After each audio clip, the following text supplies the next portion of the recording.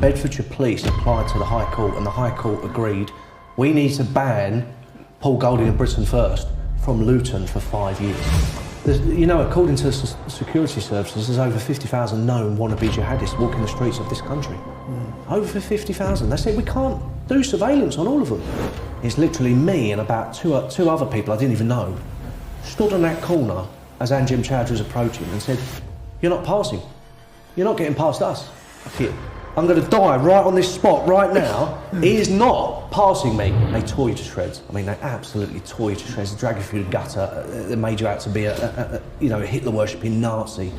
There was 35 of us. If you include Britain First and the EDL together, there must have been 35 of us versus 2,000 Muslims. And directly behind us were 2 high-rise flats. And all of a sudden, bang, the police car in front, police car behind, police cars up the side, police cars everywhere. We're surrounded. It's like an SAS ambush. It's like, what the? Going on here? And I think just learning, becoming aware of our national identity, our history, our culture, our traditions, what a great country this is, everything that's been sacrificed to make this a great country, I think that just flipped a switch. Information covered up, censorship, corruption. The mainstream media have proven itself to be untrustworthy. I'm here to give a platform for debate, for truth, for open discussion. I'm introducing you to my podcast, Silenced with Tommy Robinson. Who exactly is Tommy Robinson, or Stephen Yaxley-Lennon? The English Defence League, the EDL. The problem is with Islamic The English far-right Islamophobic activists. Since then, there's been organised protests across the country in London, Manchester, Leeds. People in their thousands are marching for Robinson's cause. There is no such thing in this country as a Muslim. Free Tommy Robinson! Paul Golding first got involved in politics in 1999. He was then elected as a local councillor in 2009 for Swanley, Kent. Paul is a Christian, and in 2011 he founded the Britain First political movement. Paul has risked his life many times confronting dangerous Islamic extremists and convicted terrorists. The authorities have tried every trick in the book to try and silence Paul. High Court injunctions, probation orders, bail conditions, post-sentence supervision orders, and even prison. Despite the constant setbacks, prison terms and social media censorship, Paul has rebuilt Britain First to be the most active and most energetic patriotic party in Great Britain. Welcome to my latest edition of Silence, my podcast, where the latest guest, literally everything you read about me online, you could replace my name with his name. Every accusation, every rumour, whatever the government say, the attacks, the slander, you could just replace our names. I thought it's important that we sit down and hear his life story, understand who he is. He's someone that I didn't really get on with at the first, when I first started my activism, when he had his organisation, but then recently we've become good friends. So, Paul Golding from Britain First, thank you for joining me today. Oh, it's a pleasure. I've been around for 25 years now and I've never done a podcast. This is your Not first ever once. podcast? First ever podcast. You see, I think that's incredibly important in the sense that otherwise people just make their mind up on who you are based off little clips of you. Yeah.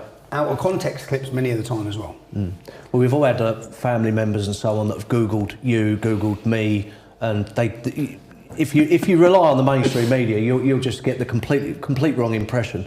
But thankfully, we've got our social media back, and we're able to fight back now. We are. I've met people before where I've been out for a couple of days. I've been at this fitness camp and they haven't known who I am. And when they found out who I am, I've had to say, please don't Google. Please don't Google me. Because if you Google me, you're not going to walk back in and talk to me.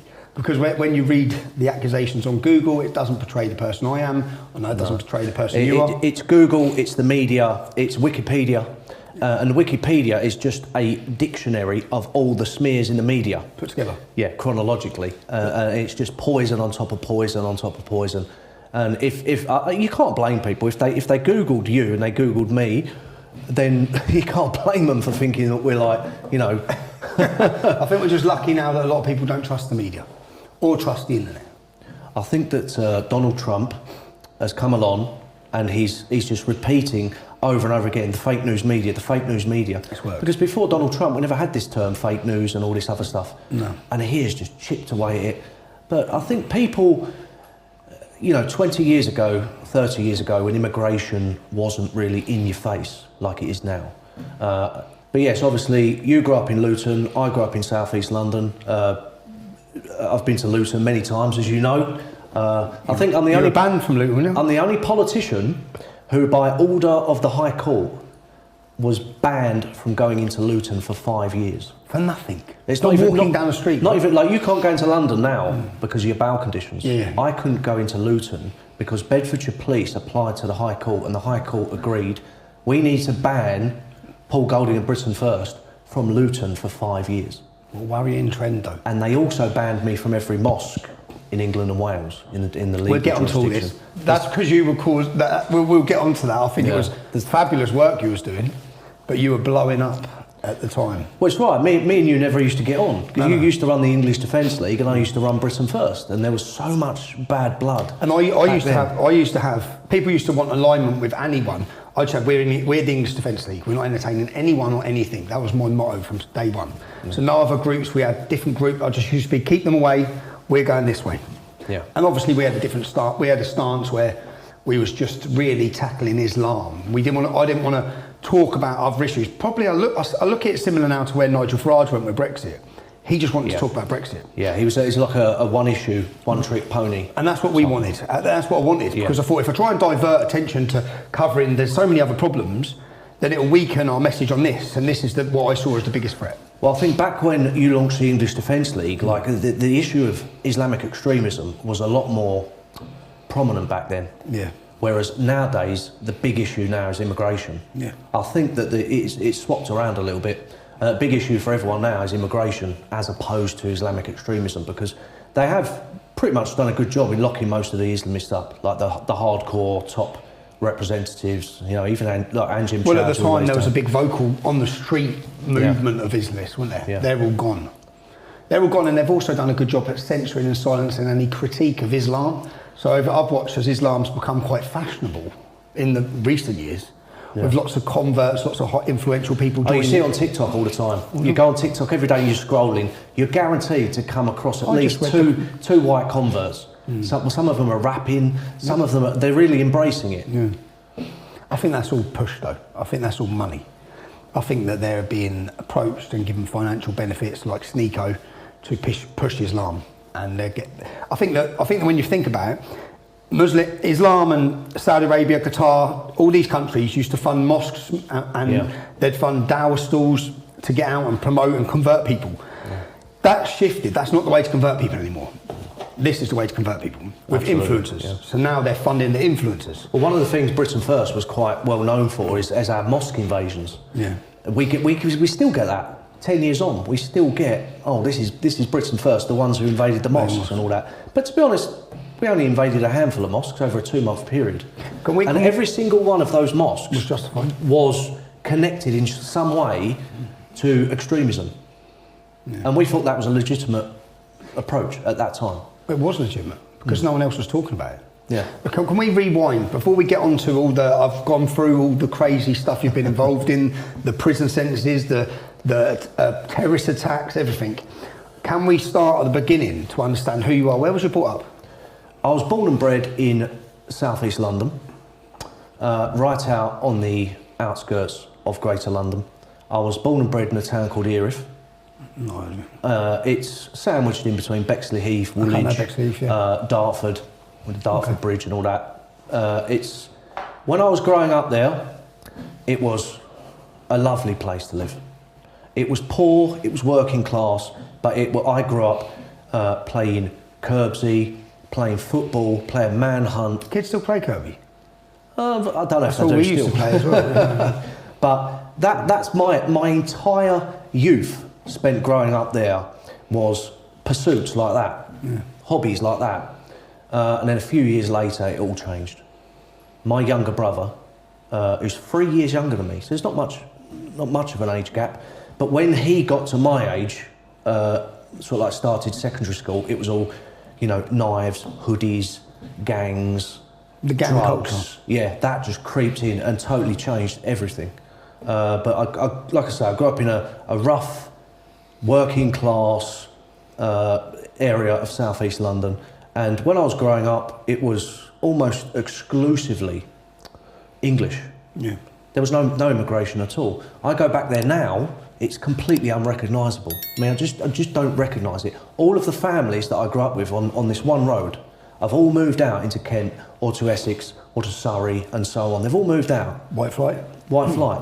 All of them. And it's just been replaced. Thankfully, it's all been replaced by African Christians. Okay. The place looks unrecognisable, but there's no that whole gang culture, the knife crime, it's all gone, because now the immigrants in that specific area are all African Christians. Who are families, have their fathers. Good as gold. Yeah. It's not a particularly notorious area. No. But like I say, you know, the Westminster elite and the journalists and so on, they've all grown up with a silver spoon. They all come from wealthy areas. They're all middle class. Yeah. But there's people like me and you who are leading the opposition in this country to what's happening, all the big issues. And we come from quite humble working class backgrounds. What was, did you play football? Was you into football? No, I was never into football. I'm Boxing? still not. I despise it. I hate it with a passion. I've always been into I've always been into combat sports. I've always been into boxing, as a Thai child boxing, as well. MMA. Yeah, growing up, always been into things like that. Never interested in football or rugby or anything like that. It's always been because I grew up with. In my area, there was a lot of gypsies in that area, travellers. Yeah. And I grew up with a lot of them. All my old friends, a lot of them are all travellers. Irish travellers? English travellers? No, the English travellers. Yeah.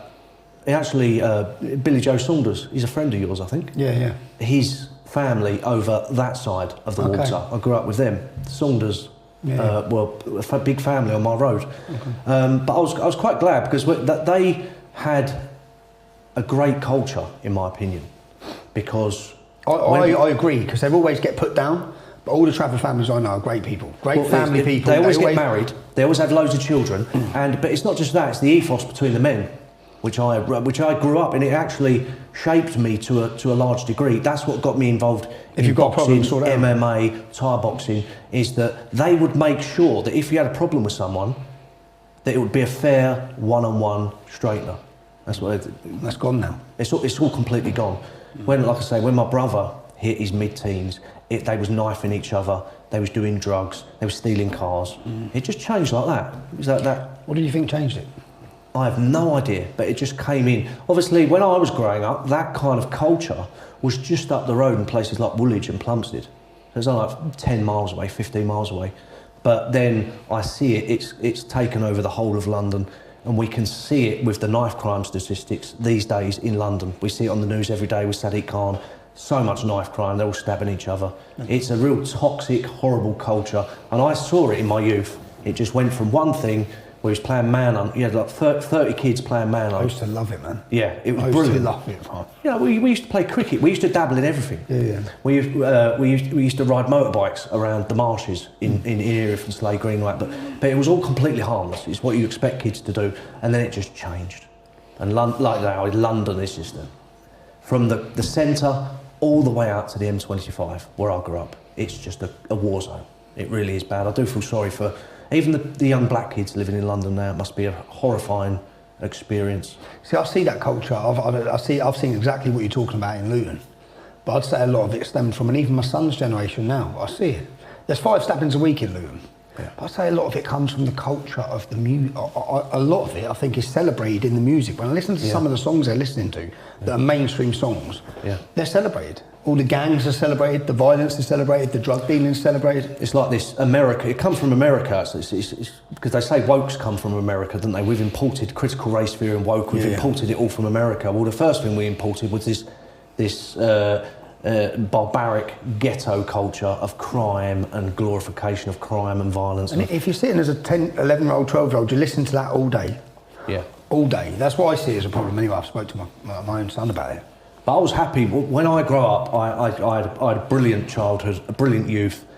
I think that when I hit 16, and I don't know why, it was like a traffic light going from red to green. It was just like that. I started being interested in what was happening to the country. Which is rare at 16. Yeah. Very rare. Yeah. Was your father interested? Were your parents interested? No, my parents may have had something to do with it, not directly, but they are a white flight family from South London. So they'd already left one area because of the immigration problem. They grew up in Camberwell, which I think is in the news last couple of days. There's been riots between Ethiopians and Eritreans. Oh, I've seen it, yeah. Yeah, so they grew up there. They're born and bred Camberwell, South London. And when my mother fell pregnant with me, they went, right, we're moving out to the suburbs to get away from it all. The whole family moved out to the suburbs, and then the same thing happened one generation later. I go back there now, it's completely unrecognisable. And it'll keep happening. It's just a process, isn't it? Just pushed out and pushed out and pushed out until we got our backs to the sea. How did you do at school? I don't. Grades-wise? Nothing. Nothing? Nothing at all. I taught myself how to write properly the English language. I taught myself all that. I taught myself how to create websites, how to do all the technology designing. I taught myself all. I didn't learn anything at all from education. Most of the time in secondary school, Bexley Secondary School, I used to bunk off almost every day. I wasn't interested at all. Got no education whatsoever. I was always down to snooker. I was far more interested in snooker than I was in, getting GCSEs or anything like that. I can't remember getting any qualifications whatsoever. No. Because I literally came out of secondary school. What did you do when you left school at 16 then? I left school at 16 and then got involved in politics straight away. Straight away. And how did you get involved in politics? It's a long time ago. It's 25 years ago now, so it's hard to remember specifically what were the triggers and all that back then. What was the process of, what did you first do? Did you first go, did we have the internet back then? Did you get a leaflet? What was it that brought you to, I believe, is that when you joined the British National Party? I think I was just natural. I've always been naturally interested in history. I must have read 2,000 history books in my life. I'm still reading all the time now. And I think just learning, becoming aware of our national identity, our history, our culture, our traditions, what a great country this is, everything that's been sacrificed to make this a great country, I think that just flipped a switch. And I think this is why they don't teach British history in schools. I think that's why, because they don't want people like me or you knowing who they are, being creative. Because if you don't know what you're losing, you're not going to be bothered when it's gone. You won't fight for it. You won't fight for it. So if you want to, if they did teach British history in school, I'm talking about the length and breadth of British history, so you really appreciated what has come before you, and that you're just the latest link in an unbroken chain going all the way back to the dawn of history. If you knew that, and then you looked around at what these politicians are doing, etc., then you would start to resist. You'd start to vote differently, you would think differently. The establishment wouldn't last one generation. That's why they've removed British history from school. You learn rudimentary, broad brushstrokes, but you don't really learn the core things that have made this country great, not even remotely in our education system. So what was the process, Paul? What was the process? What happened? Did you join a political party? Did you... I came out of school and I wasn't interested in becoming a plumber or an electrician or a bricklayer. I wasn't interested. What my mind was focused on at that time was history, politics, all that kind of thing. And I looked around, there was nothing apart from the old British National Party.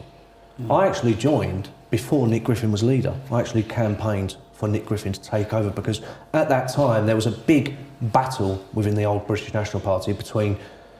16's very young to be getting into politics. Yeah, and it's just gone like that. When you think about 25 years, it's just gone like that. It's been a mad 25 years though, yeah? Yeah, it's been crazy. Do you think we're in a better place now than we were 25 years ago when you started? No, I think it's 100 times worse. Yeah, really is 100 times. But I think the tide's turning these days. But I think back then, I could just start to see what was going on. And it was just like a jigsaw. You know when you just put certain parts of a jigsaw together and all of a sudden you can see it. And I thought, immigration and everything that was happening, I just put it all together and I thought, do you know what? We need to stop it. This country is really in trouble. I don't know why people become patriots, but they just do. I think the trigger you said for you was the Islamist extremism in Luton. Yes. Everyone's got their own triggers, everyone's got their own reasons. For me was just seeing how they acted. how different they were. Seeing them take the piss, basically. Yeah, seeing them take liberties. And then you thought, we've got to do something about this. And I can't remember, it was 25 years ago, but it was something along the lines of, mass immigration, everything was happening in the country, and I just got sucked in. There was no internet back then. No.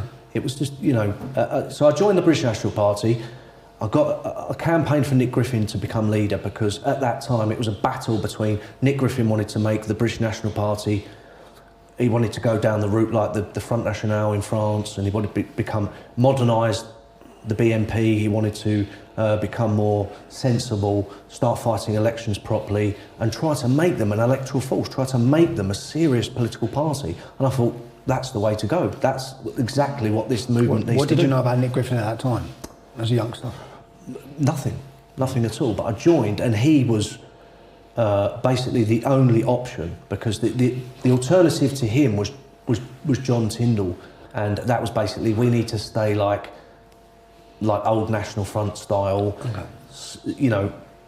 sod elections, sod voters, let's just stay ideologically pure and let's just stay how we are. He didn't offer any hope whatsoever, just more of the same that had failed in the 70s, 80s and 90s, and it was.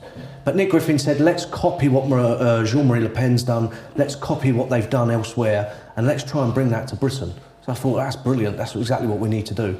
So from day one, even though I joined the British National Party, and it doesn't look great on a CV. I've had the same. You have had the same, yes. Had the same. It doesn't look great, but what else was there at that point? There was nothing. There was no...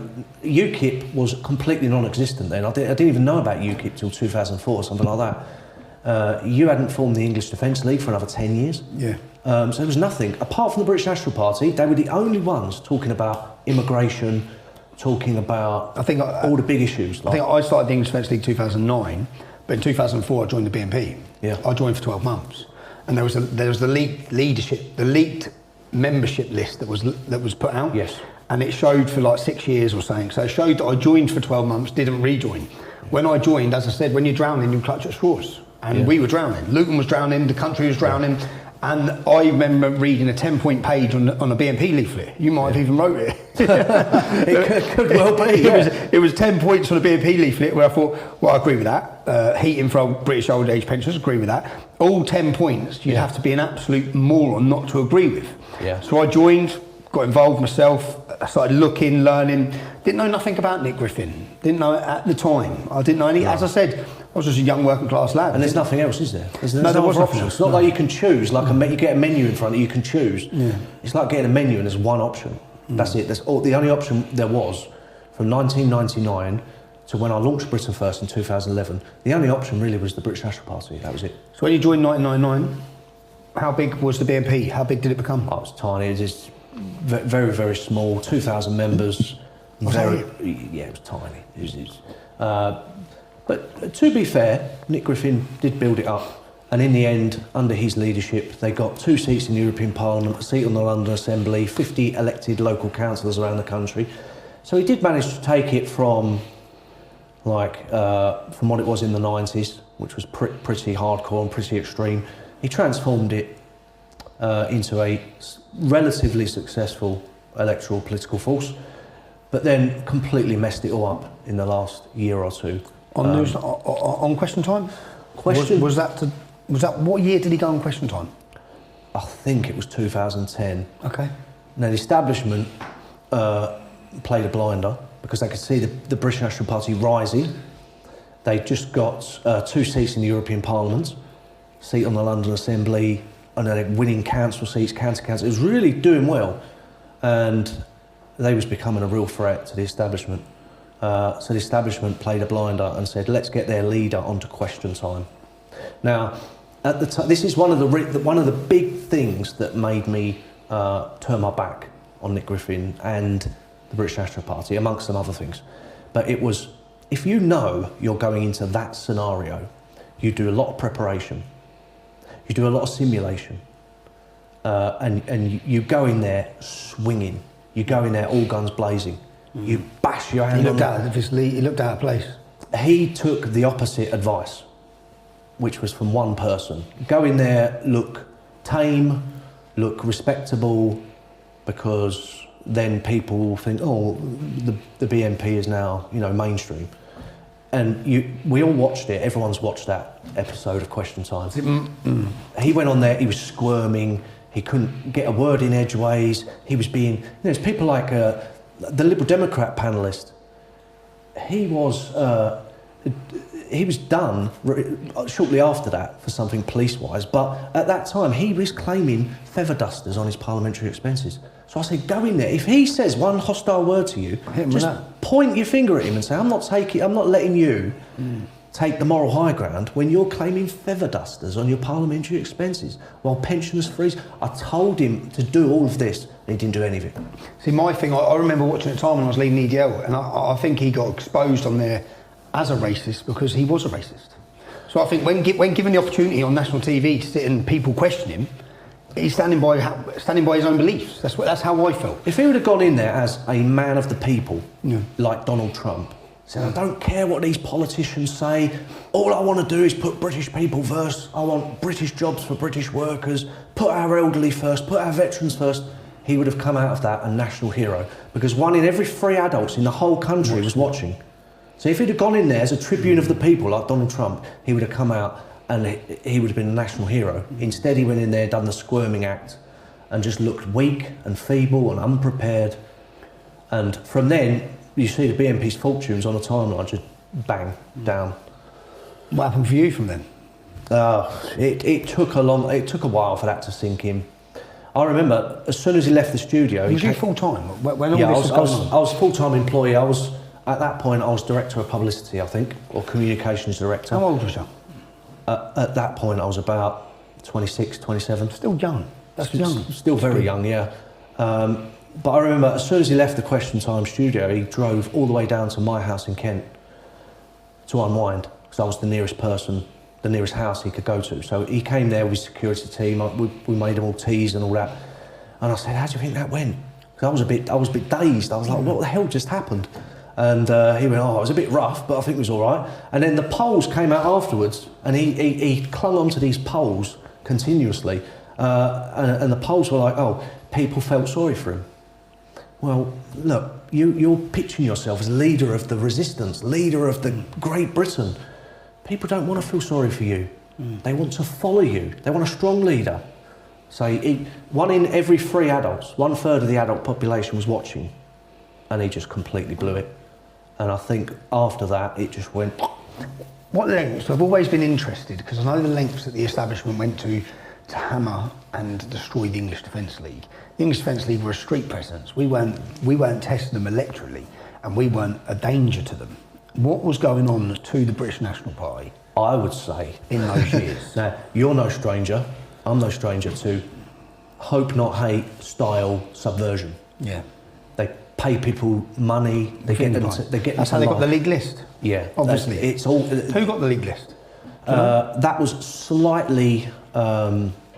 See, I actually left the BNP, then came back a year or 2 later, and it was. I just missed that. Okay. I joined just after. I rejoined just after. That was a group of disaffected BNP traitors, basically, who tried to split the party, and then they leaked the entire membership list. Which then stops anyone ever joining again, really. That's the whole point. They probably was offered a lot of money for that, because that more than anything could have killed the party overnight. Well, I learned from that. I'm not joining that. I learned because my details will end up in the Sun newspaper. I learned from that in the sense that I've never allowed anyone other than someone I've grown up with as a child to have access to that list. Yeah. Because I know that they can. But that was rough. Damage. And that was rough. And this is probably one area. You know, we've got disagreements on certain issues, and one of the disagreements I would say is Julian Assange, because you were always singing his praises. He was locked up with him, I think. Yeah. But I think Julian Assange is a total scumbag. What, a traitor? He's a scumbag.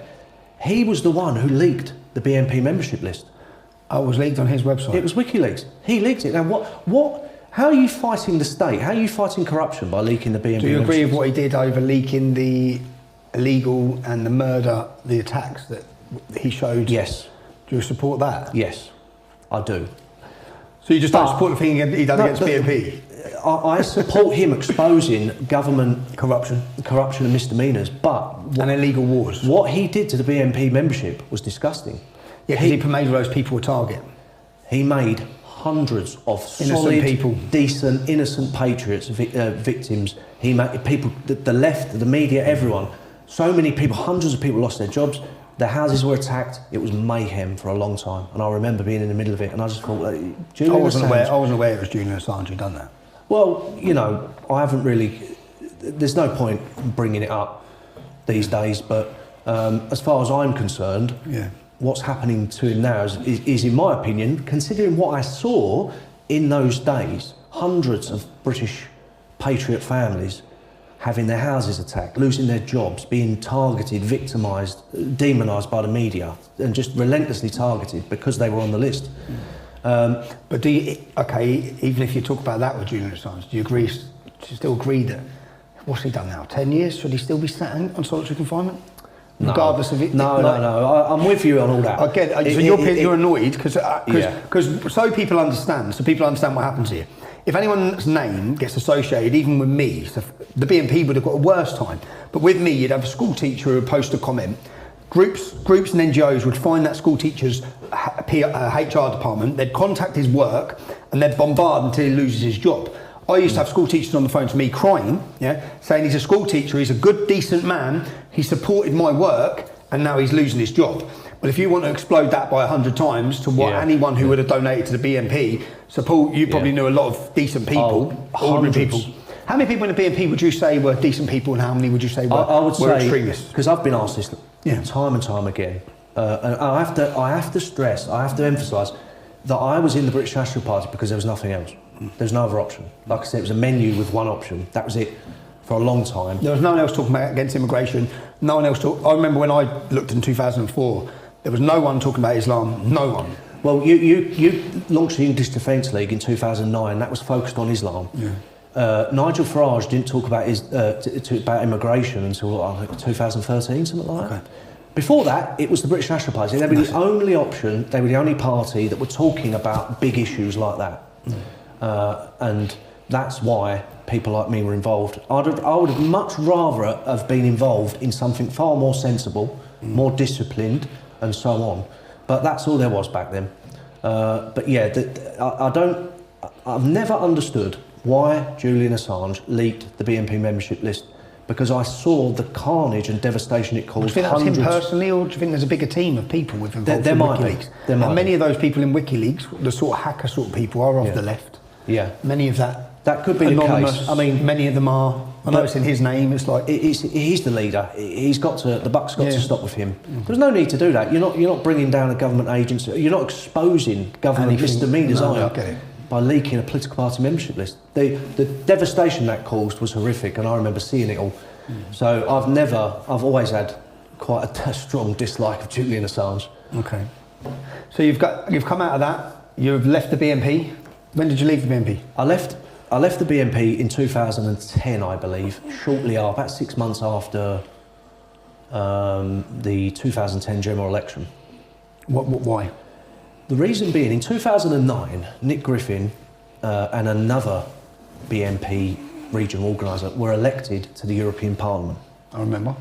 Now, the problem was that Nick Griffin was doing a good job at that point, and he was steering the BNP towards being a serious political party with a lot of elected people. The problem is, when he was elected as an MEP, his focus switched from the struggle on English soil, on British soil, to the European Parliament gravy train. And he spent all of his time... trying to get people elected as MEPs because that would have bought the party a lot more money. So is that what he started focusing on? No. Obviously, when we had those European elections, they're run by proportional representation, and you get the leaflet distribution to every house in big areas for relatively cheap. So they're brilliant. I'm quite gutted we don't have them anymore. I'm glad to be out of the EU, but they were great for up and coming patriotic parties to get onto a serious parliamentary level quite easily. But the problem, him personally, where he was going, one day he was going to the Black Country, to Barnsley, to Maidstone, speaking to local people and branches. He was just setting His precedent. focus was building up a political party on home soil. As soon as he was elected, his focus was indulging in the champagne and caviar lifestyle in the European Parliament, doing his 1-minute speech. He didn't care about the BNP back in England, back in Britain. He completely lost interest. And because of that, the BNP's fortune started to decline, coupled with question time. And in 2010, I just thought, I've had enough of this. It's not going anywhere. You can see all he cares about is going off to the European Parliament. Because in the European Parliament... Would you say it was the same about Farage and co? I think that they were doing it in a big way. But the main thing about people... Do you think they made it so people there could do that? So then they were... Yeah, what the living off European the money? Parliament it does on behalf of the EU is it sucks in all of the radical upcoming anti-EU politicians and neutralises them in a dead end. Money. Because every time you go to European Parliament, Nick Griffin rented a house nearby and basically lived there full time. Every time he clocked in the European Parliament, went through security, they put 300 quid in his bank account. That's all he wanted to do. That's all he wanted to do was go to European Parliament. Clock in every 300 quid a day, 300 quid a day. I think they do this in the House of Lords. They do it in the House of Lords. Yeah. So that was the case. So he was just focused on that, just European Parliament, and it was nonsense because the European Parliament has no power at all. It's the European Commission that lays down the laws. The European Parliament is the world's biggest talking shop. They can't do anything. They can't even vote down any legislation. They can't say yes or no to any laws, nothing at all. It's just hot air. And because he was focused on that and he was loving it, and I said to him over and over again, so did other people, you need to knock all this nonsense on the head, let's focus on the party here on home soil. He wasn't interested. It wasn't just me resigned, dozens and dozens of senior people resigned, and it went south very quickly. Can I ask you, from the start of your BNP activism to your resignation there in 2010, what sort of police interference did you have personally? Because we're going to get on to what happens after this, but was you police raided? Was you arrested at all in that time? No, you have to, back then, as you probably remember, in the early days of the EDL, it's probably the same. There wasn't really much social media. It was very much in its infancy. The media was still very dominant. Yeah, they controlled. And they tore you to shreds. I mean, they absolutely tore you to shreds. They drag you through the gutter. They made you out to be a Hitler-worshipping Nazi at all times. But back then, because we were involved in politics, we didn't really have much police harassment back then. It was mainly the media. The media was just tearing you apart non-stop. And it was... I would hazard to say it's worse back then with the media attacking you than it is these days. Why? Than what we've been. I would say that what Nick Griffin went through at the hands of the media back then was worse than what we've experienced. Would you, again though, I remember sitting when people say, well, what would it be like if you got in prison time? I said, well, I'm not a racist. So any of the things they humiliated him over, they can't humiliate me over. Yeah. So anytime I've got ability to go on TV, you can't humiliate me for accusations that aren't true. That's how so when I watched it, I just thought, well, that's all that happened was he got found out for what he is. Yeah. When he got the opportunity on TV, they found him out. And I think that when I've had a chance to go on TV, there's nothing they can say. I think there's two key differences these days.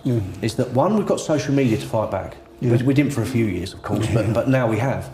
Anyone publishes any crap against me or you, we can do videos, we can do rebuttals, and I think that helps to a degree. That's why they took their platforms away from us in the first place, because they wanted to remove that ability from us. But also back then, the other difference was the media was far more, I wouldn't say they was trusted, but they would take, what they had to say was more credible back then. I think these days everyone knows that they just lie 24/7. It's just, everything they say is just rubbish and bullshit these days. But I think back then, at least say 75%, 80% of the population, if they called you a racist, people would believe it. Yeah, I agree. So back then there was no social media, and there was a dominance of the mass media back Whatever then. the media said was taken as true. Can I ask, 2010 you said you left. Yeah. In 2009, the English Defence League emerged. Yeah, What I was your- remember. what was your opinion? Because I remember Nick Griffin gave a big statement, a massive thing about it being a government agency, etc. And what his argument was, which people could believe, what his argument was how can a street protest movement of young men form something with an identity that could go across the whole country this quick, this fast, with their own banners, their own emblem, their own all of this, so fast. That's what he put out, and he said, like, and no one knows who Tommy Robinson is, because at the time no one did. Yeah. What did you think as you saw it exploding? Oh, just it's when you know that man, Yeah. you know what to expect. It's like everyone who's not part of his team is either on the Zionist payroll. Working for Israel. That's a good one. The Yeah. Zionist payroll, or they're MI5 or Hope Not Hate. We was MI5. It's- I went from MI5 to Zionist to yeah. been for a Not month. a day goes past, even these days, that get called a Nazi and a Zionist on the same day. Yeah. You know, on Twitter comments and stuff like that. It's ridiculous. But yeah, I think that the rise in the EDL coincided with the collapse in the BNP. They both kind of, and then Was you aware of the BNP infiltration of the EDL? no. I was gone by then. I was out the door. So basically, we found out that Tony, who used to be our man who gave who compared all the demonstrations. So I was literally all of a sudden getting it from everywhere, from all the regional organisers. We need to align with the BNP. We need to align with the BNP. Yeah. I mean, it was coming from everywhere. I was on Stag Do. Where was I? I was in Latvia. Yeah. And I remember everyone, and I wasn't coming to this. This was the first demonstration that I wasn't going to because I was in Latvia. And my phone didn't stop, and everyone said, "Mate, if you're not there, it's going to implode. You need to be there." Yeah. So I flew back. I remember your speech. Do you remember the speech? I remember it because you said something along the lines. This morning at 5 a.m. I was in a nightclub. Now I'm here with you guys. I was in a strip club. I remember that. I remember that. Do you remember And that was a few years after I left, believe it or not. That was a few years Was after. it? A few Okay. years water had gone under the bridge by that point. And I remember the first time I spoke to you on the phone was when Nick Griffin was trying to worm his way in. Oh, they'd wormed Do you remember? him. He's like playing games and winding you up and winding Kev up and all this kind of stuff. And I remember the first time I spoke to you, I specifically rang you up and I said, just ignore him. I know what he's like, just ignore him. Blank him. Because he'd got, I mean, from everywhere, all these people started saying we need to align with the BNP. And it felt like the English Defence League, all the people want to align with the BNP. So that was when I flew back. I stood on stage, said, look, 5 o'clock this morning, I was here. Now I'm here. I need to ask you all a question. It's a very important question. Put your hands up if you want to align with the BNP. And not one hand went up. Yeah. So I thought, okay, so it's not the people in the English Defence League want to align with the BNP. But what he was up to then is... He was in everywhere. Is the BNP was collapsing and it was losing relevance. He needed to align with a fiery street movement. So That was getting all the attention. Yeah. He needed to bring himself back into relevance by So he'd by spend, holding on he'd to spend a months having meetings with my compare, having meetings with regional organisers, getting into all of them, offering them positions in the BNP. So then, if we aligned with them, then everything's great for all of them. I had to get rid of about another 5 people at that time. He is a slick operator. Yeah. He's very intelligent. Is he Oxford? Is he Cambridge? He's Cambridge educated. He's a very, very cunning person, but he's also daft. Yeah. You know, he makes daft decisions. He aligns himself with daft leadership people. He appoints daft people. He makes a lot of daft decisions, which you get with a lot of eccentric intellectuals, which he only got so far. What happened, Paul, from here for you? Because we haven't got into any of the chaos that's in here. By the way, this is Paul's book, The Battle for Britain. It certainly is a battle for Britain, and we're going to go through. I want to get into some of the dark and some of the chaos that's happened in your life. Yeah. You set up Britain First, did you? Yeah, well, what happened is I resigned from the British National Party, and a lot of people resigned as well at the same time. A lot of good regional organisers and key leadership officials and stuff like that. So after about a year in the wilderness of just, because you know yourself, when you're in politics, if all of a sudden it comes to an end, you go into like this you want to go out and relax and probably go on the razzle, and you want to just have a good rest, don't you? Take a break. You need so we it. did that for about a year, and after about a year, we could see the British National Party was doing this, and we just thought, that sooner or later it's going to be, they're gone. They're not going to exist anymore. Fast forward to now, 2024, they haven't existed for years. So we was right about that. But we thought, you know what? We've got all these contacts, we've got all these people, these activists, and like this. let's launch something fresh, something new, but let's do things properly.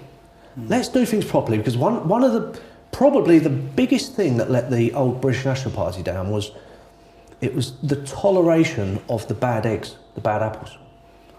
Get rid of them. Like genuine neo-Nazis, anti-Semites and so on. They were tolerated. They were small in number.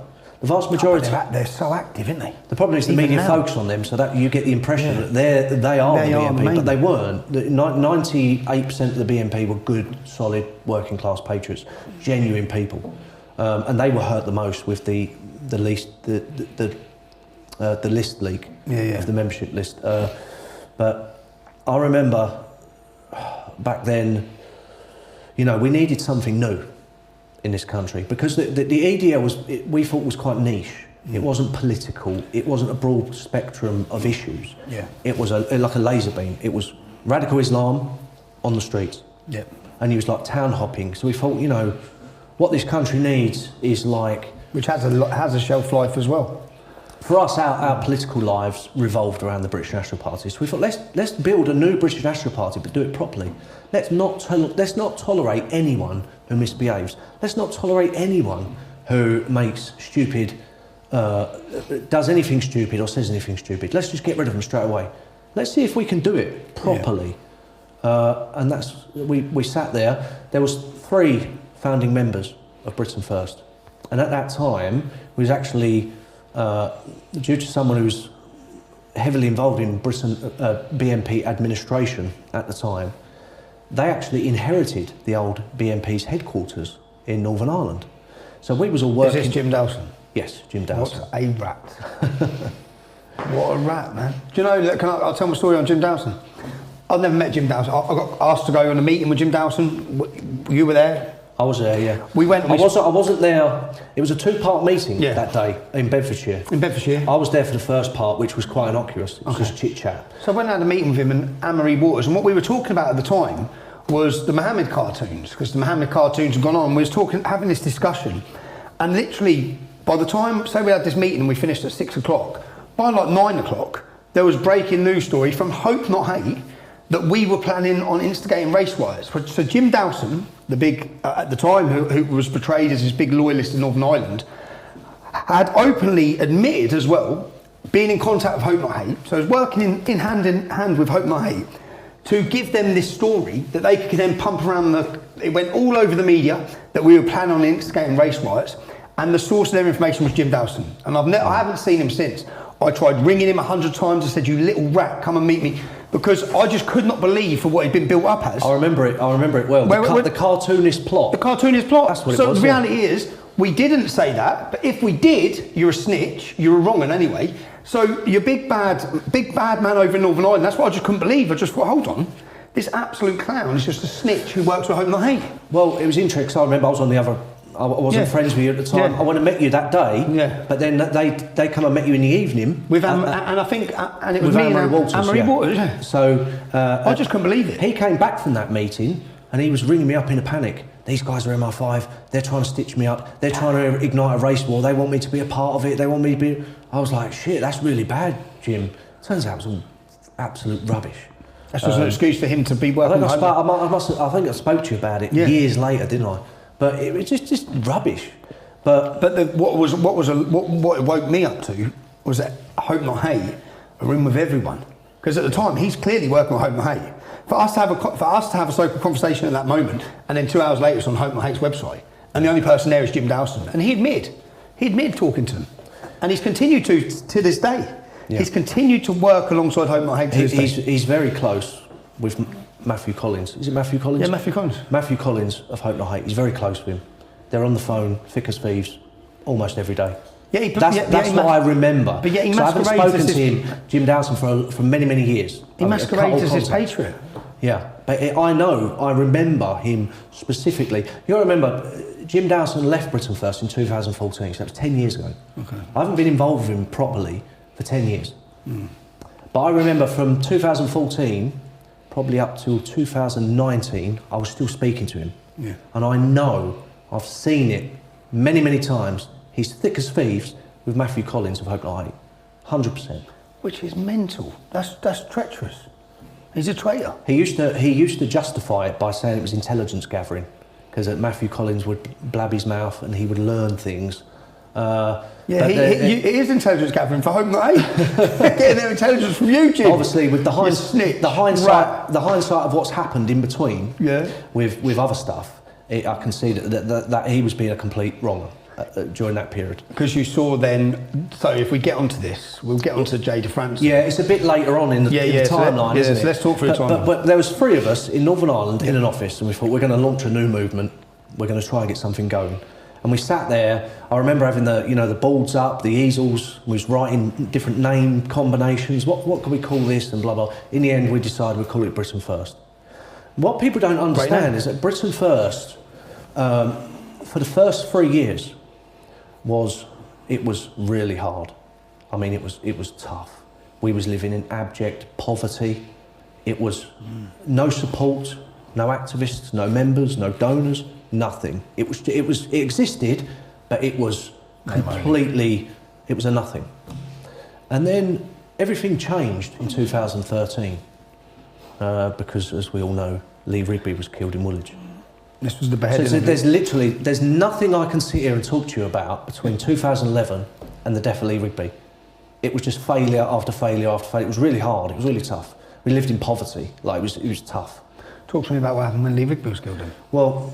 We all remember. Everyone remembers what they were doing that day. It's my son's birthday. I was sat at home. I watched it on the news, and I said, "Right, I'm off." It's a bit like 9/11. Everyone remembers what they were doing on 9/11. So that happened in Woolwich, and that shocked the nation. And I remember you went down there a couple of days later. We went there that night. No, that night. Oh, you went there that night? That was that night. I remember ringing around the lads saying, "Are you seeing this? Are they on?" Because there was chanting Allah Akbar on the streets. Yeah. After he was beheaded, there was a nearby mosque. There was claims going on online everywhere that groups of Muslims were out chanting Allah Akbar. So that's when we said, let's go to Woolwich. And we went to Woolwich, and essentially it didn't look great for us. No, I remember it was like balaclavas and everything. We had about 100 English Defence League balaclavas. But the thing is, the reason that affected me so much is because I grew up down the road. Are you in the next town on? I'm probably 2 towns down. Okay. Right. So you get Woolwich, and then you get Abbeywood, and you get Belvedere, and then you get Erith. Yeah, so it's not far at all. I can bet if where I grew up, I could be in Woolwich in 15 minutes if the roads are clear. Okay. So that really did affect me. Area. It really deeply affected me watching that unfold, and it shocked the nation, and it became a huge international event. The very next day, I went straight down there to Woolwich, and I was there on my own, and I was looking. There was the forensic tents were up. The police were all everywhere, and I just thought, pardon my French. Do you know what? Fuck it. I said, we need to do something about these bastards. Because, before that we'd had 7/7 and there'd been... But that was just beyond a joke. And you know yourself, because you were launched into politics and you founded the EDL on the back of what these scumbags were doing in Luton with the East Anglian parade. Michael Adebolajo, we'd actually made a video about him in 2011. Yeah. Him personally. So they were running riot, weren't they? At that period. Unchallenged. They're all quiet now. They're gone. It's difficult, all gone. But back then, they were running rampant everywhere, especially in London. And there was lots of them. And I was there, I was looking at that, and as you know, the death of Lee Rigby affected me deeply because it was just a few miles down the road from where I grew up, born and bred. And it was a British soldier, and they tried to behead him. And then it was just wall to wall, Anjem Choudhury, they were protesting, they were out on the streets, they were doing their Muslim patrols. Yeah. Remember those? Yeah, so targeting gay people, targeting women. They were out, and it was a big issue at that time. It was a big focus on radical Islam back then. So I just thought, you know what, fuck it, let's get stuck into these bastards. So it took about, because I had no activists. Britain First just existed as a name. It was just a name on a website, that was it. There was nothing else, right?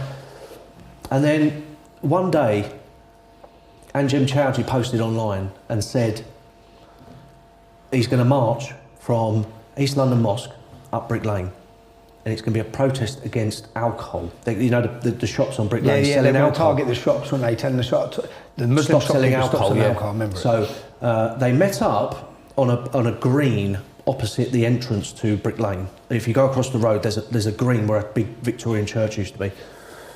So I went there, and there must have been 600 Muslims on this green. I mean, it's hundreds of them. It was massive. I was walking amongst them, just walking in and out of them.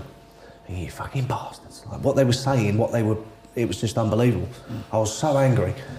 And then I went across to the entrance of Brick Lane and I was watching, and then Anjem Choudhury broke away with his group and he started walking towards Brick Lane. And on that corner, and I could show you the photo of it, it's literally me and about two other people I didn't even know, stood on that corner as Anjem Choudhury was approaching and said, "You're not passing. You're not getting past us. I'm going to die right on this spot right now. He is not passing me right now." And there's a picture of me. Send me the picture. It's in there. There's a picture of me holding a flag. A flag, I've seen it. Yeah, just holding a flag like You're that. not holding it behind your shoulder? In the No, face I'm of holding it another- like this, Okay. right? I'm holding it there on the pavement. Anjem Choudhury and that lot, they're trying to get through, and I'm just stood there like that. I'm not moving. Arrest me, shoot me, stab me. I'm not moving. And there was a standoff for about an hour, and then the police got in between us and all that. But I remember the footage, me walking up to Anjem Choudhury and said, "See you scumbag, I know where you live. I'm going to come and see you. You'll be seeing more of me." And I walked off. And I thought, I'm determined now to find out where that bastard lives. Which you did. So I Now, remember I came away from that. I was on my own. I came away. Little did I know, the video of what happened, bang, went viral. It was all over Facebook, it was all over Twitter, it went massive. And at that point, no one had heard of Britain First. It was just, it was no man's land. It was dead. From that moment, that was the birth of Britain First. That was the first moment that people began to know about us. And that me just standing, blocking Anjem Choudhury and about 20, 30 of his Islamist scumbag friends, from there, it just started to take off. From that video going viral, got a lot of people contacting me out of the blue. And a couple of about 20 of your activists in the Dartford, North Kent area got in touch and said, "We love what you do. We love what you did that day. Let's go and do some more of it." I said, "Let's do it." Paul Pitt, was it? No, it wasn't Paul Pitt. No, he never got involved. It was I can't even remember any of their names, to be honest. But we chose a pub in Dartford as our headquarters, the Huffler's Arms, on Hive Street. And what we would do is we would meet in there. And one of your previous guests, Johnny Mad Dog Adair, Yep. I read his book and I read books about him and all that. And I liked the way they operated because they kept everything tight. And they kept everything professional. And I thought, if we're going to do this, we need to do it that way.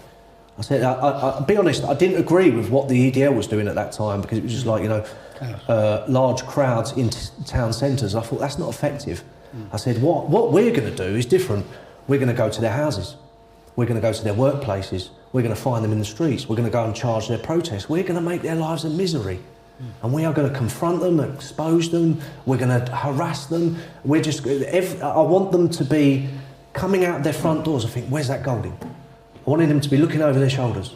And this is what we set out to do. And we did it very professionally. When we met up in the pub in Dartford, no one had a clue what we was doing. I said, we've got an operation, or we've got several operations to do tonight. Meet up at 7 o'clock and then we'll swing into action. Thankfully, one of our activists, who's ex-EDL at that time, he had 2 decommissioned Snatch Army Land Rovers. So we thought, you know what, we use them, they look great. And if they break down in the middle Because you look like paramilitaries. Yeah. We used to wear those jackets. You used to wear green bomber jackets. We used to wear the flat caps. Yeah. We was highly organised. Yeah. But the first thing we did was we did a protest in Clerkenwell, and I tried to think of the reason we was doing that protest. Clerkenwell, North London. I tried to think of the reason on the way down here today, and I couldn't remember. But we did a protest. The first protest we ever did in Clerkenwell was something to do with Islamic extremism. And a woman came up to me out of the blue and said, "Paul, go and check out Bromley Road, Leytonstone." I went, "Why?" And she went, "Just go and check it out. Who lives there?" Right? I was like, "Okay, cheers." And then after the demo, I thought, we can kind of detour and go that way. I hope it's not a long road, because if it's a long road, we're going to have to deploy multiple activists sitting in cars, like surveillance units, to watch. But when I got there, thankfully, it was only 5 houses on each side, so it's really short. Very, very short road. So I thought, I wonder who lives here. So I put a surveillance team out there for 3 days solid, and they did 3-hour shifts. So you imagine, like, at the top of one end of the road, a guy in a car sitting there for 3 hours, and then a different person would be at the other end of the road, in a different car, different person, looking for the next 3 hours. And 3 days of this, I get a phone call. You never guess who I've just seen. He's just walked into number 1 Bromley Road with his family. I said, who? It's Anjem Chowdhury. I said, brilliant, bingo. We've gone right to the top of the Islamist networks in Britain. We found the top dog, Anjem Chowdhury. This was like really early in Britain First. We'd hardly done anything up to that point. So I rang all of these ex-EDL activists, said, let's meet up at the Uffler's Arms in Dartford. We've got something What year was this?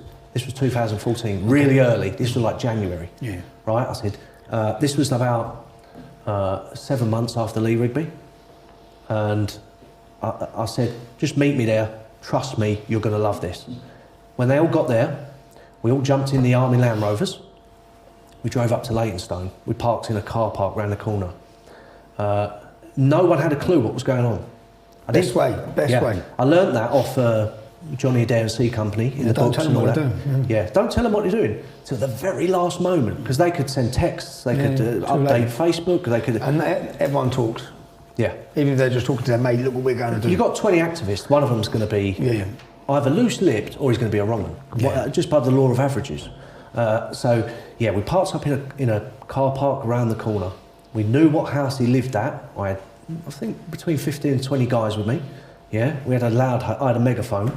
I said, when we all got to that car park, right at the last moment, I said, guess what, guys? Round that corner is number 1 Bromley Road. Anjem Chowdhury lives there. We're going to go and confront him. I know they was all over the moon, like this was a jackpot. It was brilliant. And then, so you can see the old footage of it. We're all marching down, like a football firm, out of Football Factory, all marching around the corner. We get to his house. He walks outside. No one's home. It's dead. No. What a wasted evening. Plus, these guys know he lives there now. They might go and put it on Facebook. Yeah. They might go and put it on Twitter. They might just tell someone innocently. It's going to leak. So we was there for about 10 minutes. I went, come on, something happened. It was a right anticlimax, right letdown. And then all of a sudden, I heard someone say, there he is! He's walking up really loud. He turns into the road, right, with his wife and daughter in a little purple, like, Toyota Prius or something. He turns into the road, sees 20 men standing outside his house, starts to put the reverse gear in. I've heard, there he is! This probably caused him more headaches than anything the police have done in a decade. This wasn't the first time we did this to him. Yeah. we did it over and over again. But this particular time, someone spotted him, and they started to reverse. And as it just all hell broke loose. I couldn't keep 20 guys. Everyone's running his car. Disciplined at that point.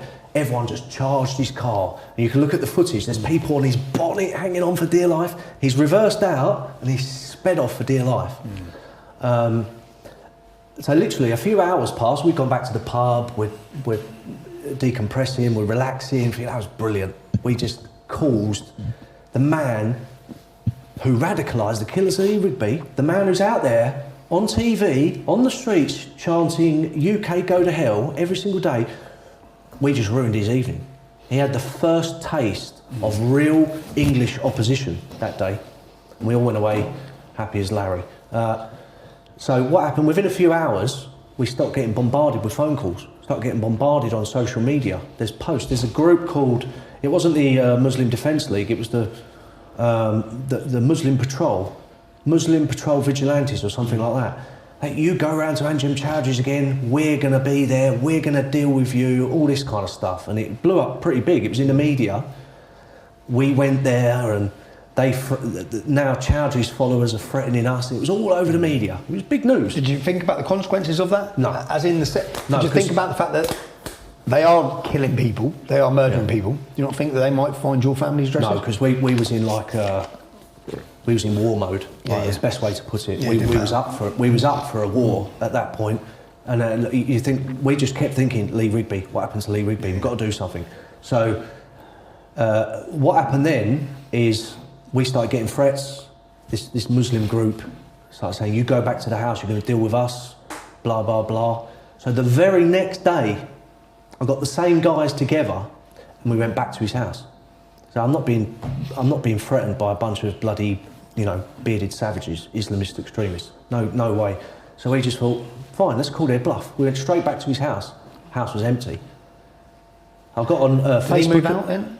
No, I think he'd fled for his own safety or something like that. You know, because he knew, like, all of a sudden, wow, all these people on my doorstep, all these people climbing over my cars. I'm trying to get away. So I think that he went into, he just went to a family's house, something like that. But his house was dead for weeks after that, and then they moved him somewhere else, and we tracked him down there.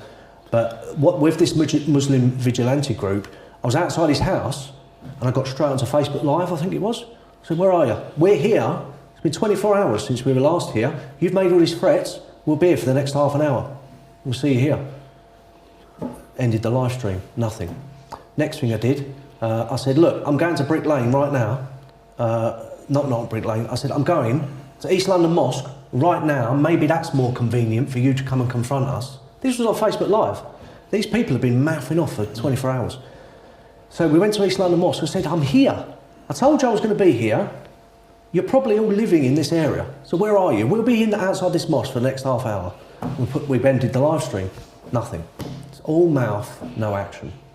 And then the following day, police came, kicked my front door off, carted me off, arrested me. They arrested you? Yeah, they arrested me for, it was a harassment or threats or something like that. For Anjem Choudary? For Anjem Choudary. He'd gone straight to the police, grassed me up. But they love to use the law, don't they?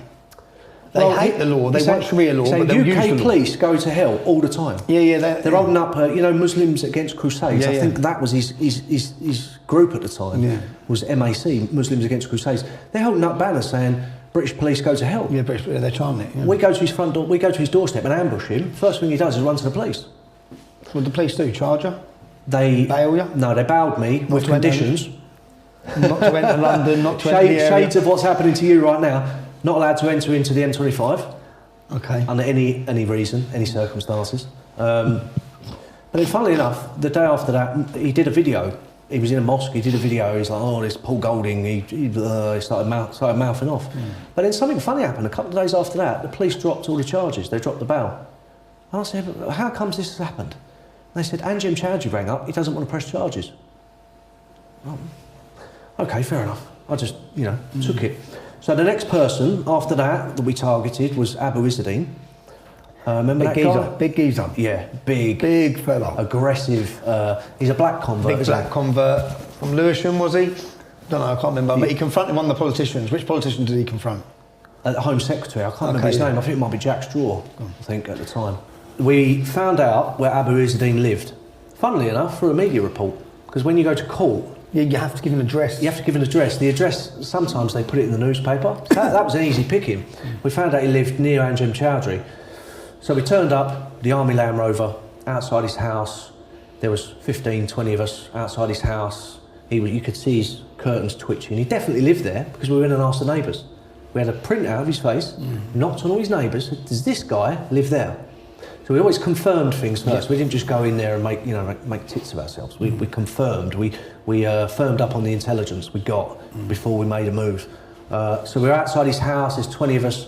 We're on the megaphone, screaming for him to come out and face us, but he never did. And this is a big, Well, these are men that love death more than we love life. Yeah. Apparently. So he never came out. We went back to his house several times, and it was included in a documentary which came out at that time called London's Holy War, which was brilliant. Yeah. Because that was at the time when the Muslim patrols were in East London and they were targeting people. So we went, right, we'll go and do our Christian patrols in response. So we used to go up and down. You drove up Brick Lane? Up and down Brick Lane. I remember. With the Army Land Rovers giving out Christian patrol leaflets. But unlike they were harassing people, we were just telling people, be careful, watch out. So there's a difference. We made that clear. But, God, we went down Brick Lane many, many times, and there was, we came that close to mass riots. What's the time I've seen where, there's thousands? Yeah, the worst. See, people think that, Brick Lane was the worst situations we got in, and they were pretty bad. I mean, it was like 15 of us versus 400 of them. And the police, had a thin line between us. They're struggling to keep this horde back. But we jumped in at the Army Land Rover and went off. The worst situation we were ever in is Anjem Choudhury played a bit of a blinder because we were harassing him bad. I mean, he was holding protests, and all of a sudden I'd walk around like this and say, when I shout, go, charge across the road, let's get stuck into them. And I'd walk around getting everyone ready, and then all of a sudden I'd just burst into a go, and you can see it. We've got loads of footage of it. We would just charge, like 20 of us would just charge across the road against like 30 of them. We'd just charge across the road. The police would be rugby tackling us and they'd be desperately trying to keep order. And I got nicked over and over and over and over again, so many times. All of these pictures here, for example, they're both the same arrest. Yep. This is outside the Indian Embassy on the Strand. Anjem Choudhury and all of his minions, Abu Izzadeen, Abdullah Deen, all of them came out. And Abdullah Deen's a good example. I've never known in all my life, because I said earlier, I come from working class background. I grew up with a lot of travellers. We always used to have one-on-one straighteners. Like you probably had dozens and dozens and dozens of street fights throughout your life, because that's the areas we come from. That's who we are. I've never known such cowardice with these Muslim extremists. They are utterly cowardly. We would like Abdullah Deen. He's a big, aggressive, mouthy, white convert ginger. So we're outside this one here. We're outside the Indian Embassy, and they're all due to turn up. So we always get there before them. And I see him coming up the road towards us. I think I've seen this, no? You might have done. Yeah, go on. So I've gone sod it, and I've gone right up to him, and I'm screaming in his face, offering him out, and all this, and he's just backing up. And backing up and backing up. He's not got all his mates around him, has he? So there's a video that's gone viral over the last week of Abdullah Deen screaming at other Shia Muslims, calling them I've kuffar. seen it. Yeah, You've seen you're it? kuffar, you're kuffar. Yeah. What are you going to do? What are you going to do? What are you going to do? What are you going to do? I've seen it, man. This What guy, a horrible rat. I got in his face, and he's backing up, looking all bewildered, and he's walked across the road. The police are holding me back, and he's walked the long way round to get to. And as soon as he's in the pen with the other Islamic extremists, bravery somehow called him up, and he's mouthing off. He's like he was in that video, mouthing off, screaming, "I'm going to do this. I'm going to do that." I just said, me and you were just face to face, and you just backed off and melted. But a little bit before that, there was sometimes, it's all fun and games confronting all these terrorists and extremists and all this. It's all fun and games, but sometimes it's actually quite tragic. Why? Because it's dangerous as well. It's dangerous, Very dangerous for us, because they could retaliate, because we were putting them under such pressure. And their mugs were all over Facebook, and they were running off, and they were getting ambushed and all that. So they were under real pressure, but that's what we wanted. We wanted to put them under such pressure. We wanted to suffocate their activities, so there'd be no more Lee Rigby's. That was our just number one goal, and the police were desperately trying to get us to stop. But just before I got arrested at this one here on the back of the book, I confronted an extremist. He turned up. He had the hat on. He had the bed sheets on. So I knew he's waiting there. I said, "Are you waiting for Anjem Choudhury?" And he went, "Yeah." This one where you got your flag behind your shoulder? Yes. Yep. So there's a quite iconic photo of me holding a flag with my green jacket on, confronting a black Muslim extremist. Yeah. Now, I found out afterwards, he was only 19 years old. He had his whole life ahead of him. He actually comes from, a Christian family from Ghana. So he's got roped into all this mob. He's only 19. I'm confronting him, and the footage and the pictures went viral. Back then, everything went viral on Facebook. It was all entertaining. It was good to see Englishmen confronting and fighting back against all these people who are running around causing death and destruction. Yeah. That's how we became a household name. That's how we accumulated. You amassed 2 million followers, no? 2.2 million, yeah, at the height of it before it got closed down. So I was confronting this guy. He turns out to be 19. His name Brustrum Zayami. I think it was 3 months later. He was all over the news, and the footage of me and the pictures of me confronting him were all over the media, because he was captured by the police with a huge Rambo knife like this on his way to kill a British soldier. and he's serving life in prison, you know, never get out. While he's been in prison, he's hit the news again because him and another one nearly killed a prison guard. This is in Peterborough, something like that. You might ring a bell. So but I always sit back and think about that, and I think, you know, Chowdhury is an utter piece of scum. Because he's taking these vulnerable young men and he's radicalising them with Islam. It's Islam that he's given them. Yeah. He's given them formula of Islam to fight for jihad. And then he sends them all, Salafist Islam or Wahhabi and he sends Islam. them all off whilst he does nothing. Here's a 19-year-old Christian fella. I still feel sorry for him. You know, because I'm a Christian and I try to look for the best in every situation. I think if he wouldn't have met or got involved with Anjem Choudhury, he'd have contributed to the world. But there was nothing at that time, there still is nothing to prevent Dawah, to prevent them converting, to prevent them targeting. There's nothing. There's still nothing going on now. Christians are being targeted every day. Every day. If I get assassinated tomorrow or I get run over by a bus, I'll be happy because I know that what we did back then in the first 3-4 years of Britain First, suffocating and exposing and confronting and hunting down all these Islamists all around the country and just harassing them, not allowing them to breathe. I hope, I like to think that may have saved some lives. But dragging them out into the open in the way we did, because all these videos, everything I'm saying went viral. Millions of people saw them. It came to like 3 years down the line, they were all scooped up. Well, they're gone now. They're all gone. Like, I'm thinking, were we responsible for that? Did we force the authorities by shining that light on these people? Did we force them to take action? Because they're all off the streets. Like, if say we wanted to go back to doing all of that kind of stuff, we couldn't do it because there's no one around anymore. You get the Dawah stalls, you get the odd extremist here and there, but there wasn't the organised networks across the country. Like there are of them. Yeah. So I like to think that we put a lot of pressure by shining the spotlight on them, by being militant towards them and harassing them, confronting them, tracking them down, going to their houses, going to their workplaces, and just. You went into one of their businesses. Did they have a sweet shop? Yeah, well, Abu Izzadeen has a sweet shop. This big. That's a sweet shop. He's got a sweet shop. This muscle-bound. They're all laundry anyway. They're all fronts. Yeah, so he's working in a sweet shop. We tracked him down. He's working in a sweet shop. I went into the sweet shop and took a photo of him.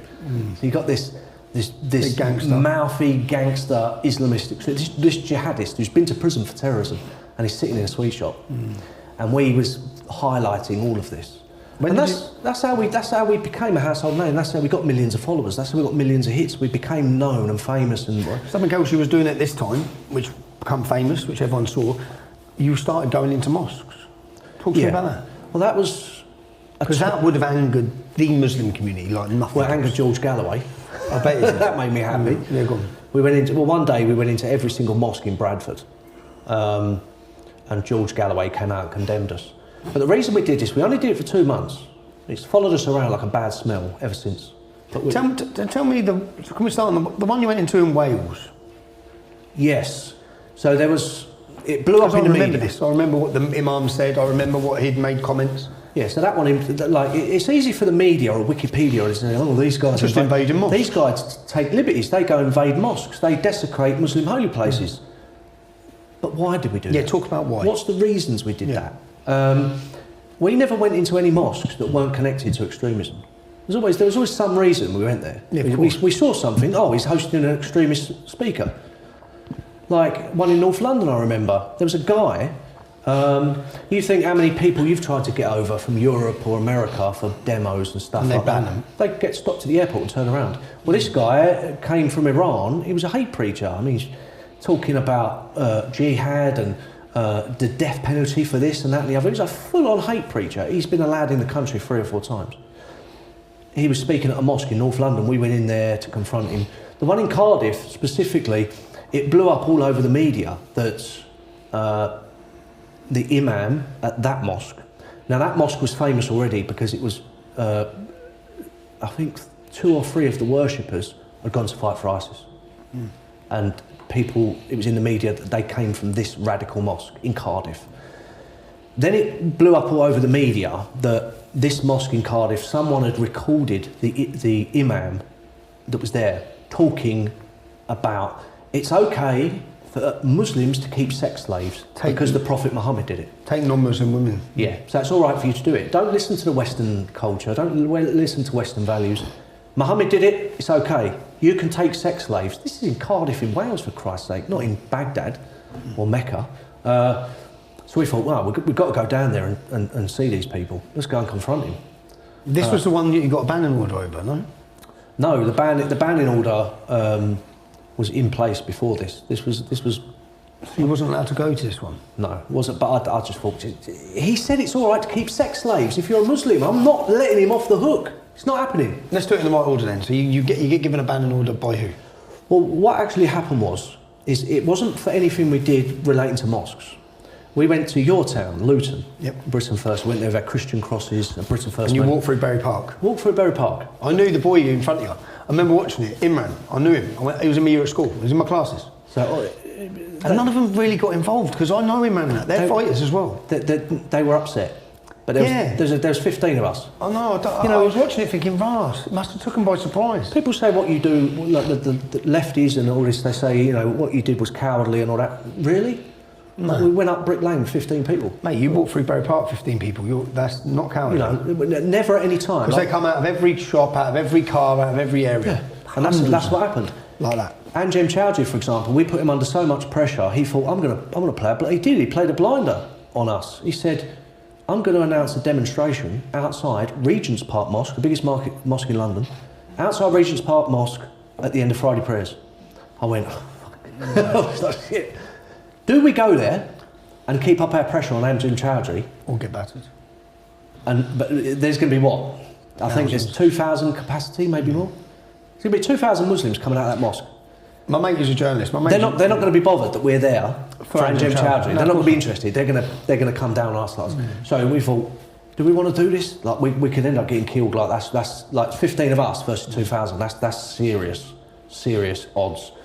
Yeah, let's do it. There's no hesitation. He's a hero. So I had a lad who was from St Albans area, started doing some work with me as a journalist, contacted me. And I was always on about Anjem Chowdhury and how he's mainstream. Don't believe that he's a little fringe moment.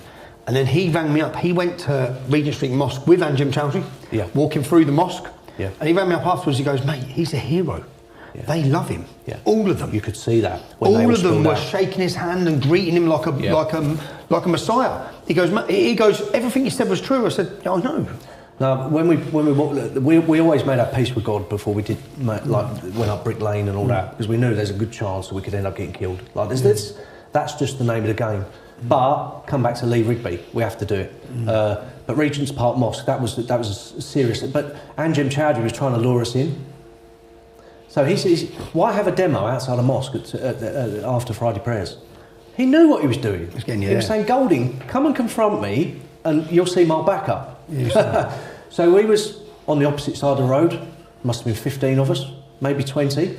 There was also about 15 EDL there. So they had a pen, we had a pen.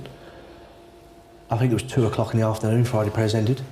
Anjem Chowdhury came out and he got up on a soapbox, started making a speech. We started getting all rowdy, but then 2,000 Muslims start pouring out, and I'm talking. I'll show the pictures are in here in the middle bit. Good heavens, you just look at those photos. Yeah, there was 35 of us. If you include Britain First and the EDO together, there must have been 35 of us versus 2,000 Muslims, and directly behind us were 2 high-rise flats. So after about half an hour, we had 2,000 of them in front, and the people in the flats were throwing stuff at us. It was raining down on us, front and behind. The policeman, what do they call him, a liaison officer or sergeant on the scene or something like that? Liaison. He came over to me and he said, Paul, if they rush you, if they rush us, if they go for you, look, we won't be able to stop them, so just calm down. I went, no, we're not calming down. And right at the front was Anjem Chowdhury and what's his name? His bodyguard, Mikhail Ibrahim. Yeah, he's a massive muscle-bound mixed race black lad from up north. Yeah, we got our jail up north. Yeah, so he'd been on telly for being involved in all this nonsense. So he was Chowdhury's bodyguard and Abu Izzadeen as well. So they were right at the front, and they had this, they were smirking at us as if to say checkmate. Now look, here's this 35 of you versus 2,000 of us. But to be honest, like back then, we just didn't give a shit. We just didn't give a shit. We actually, we weren't scared. Like, we weren't worried, we weren't anxious at all. We told the police to piss off and we started chanting and we just didn't give a shit back then. And the odds were staggering. When I look back at that now, as you look back at some hairy situations you were in, you think, bloody hell. Like, if that happened these days, we might have a different outcome, a different reaction to it, personally. But back then, we just didn't give a shit because we were on the warpath, and we didn't care what happened. Talk to me about Luton getting banned from the entirety of Luton. Yeah. So coming back to Luton, so because what happened to you is essentially what's happening now, or what they're trying to do to me is, but you probably should have been a warning to a lot of people who didn't even take in what happened to you. So we went to Bury Park. We didn't do anything wrong. We walked up Bury Park, the high street. Yep. We walked up to the corner. Do you know it splits off like that? Yeah, the old pigeon bit in the middle of the town. You know, it goes round, it goes back. Nadine on Plaza, itself. yeah. And there's a big mosque around there. So we went up to there, and there wasn't much reaction, believe it or not. So we walked back. We was giving out leaflets with our big Christian crosses and all that, doing a Christian patrol, because Luton is jihadi central. Like, you know yourself. Saiful Islam, it's just wall to wall, isn't it? Like, you've got ginger converts down there, they're all in prison, they're all serving long sentences. So Bury Park is like jihadi central. I think it's after Sparkbrook in Birmingham, it's the worst place in the country for jihadis. So we thought we've got to go there and show them who's boss. This is still our country after all. We're not going to let them rule any part of our country. So we went down there. So you imagine there's 15 of us. We had our Britain First merchandise on. We had Christian crosses. We've given out leaflets. We marched up, but on the way back things changed because, you know, it takes them a while to figure out what's going on, to get their reinforcements out, and they come out of bloody everywhere. Mercifully, it never kicked off, but it came that close. You can see from the footage. I'm surprised. I really am surprised it didn't. Knowing Luton, because we weren't shrinking violence, were we? And knowing the lads that were there when I was watching it. Yeah. And we was given as good as we was getting. So it wasn't as if we was all, you know, we'd gone there, but now we're being passive. No, we was giving as much as we got. Like the abuse they gave us, we was giving back. And then the police turned up, and they ended up like about 100 of them versus 15. The police make a statement saying they're not going to be arresting anyone for any of the actions against you. People were throwing things at you. People were being aggressive, violent. Some of the footage we captured was brilliant. Oh, yeah. And you know, sometimes we do this because we want to show people this is the danger. This is what it's like. This is what it's like. Go to Luton. This is what it's like. So we went up to a shopkeeper, and he's got a grocery store. It's surrounded by vegetables. And he went, "What are you doing here? We've taken over this country. It's our country now." You might remember it. I remember it. And then there was a woman right at the end, a lady.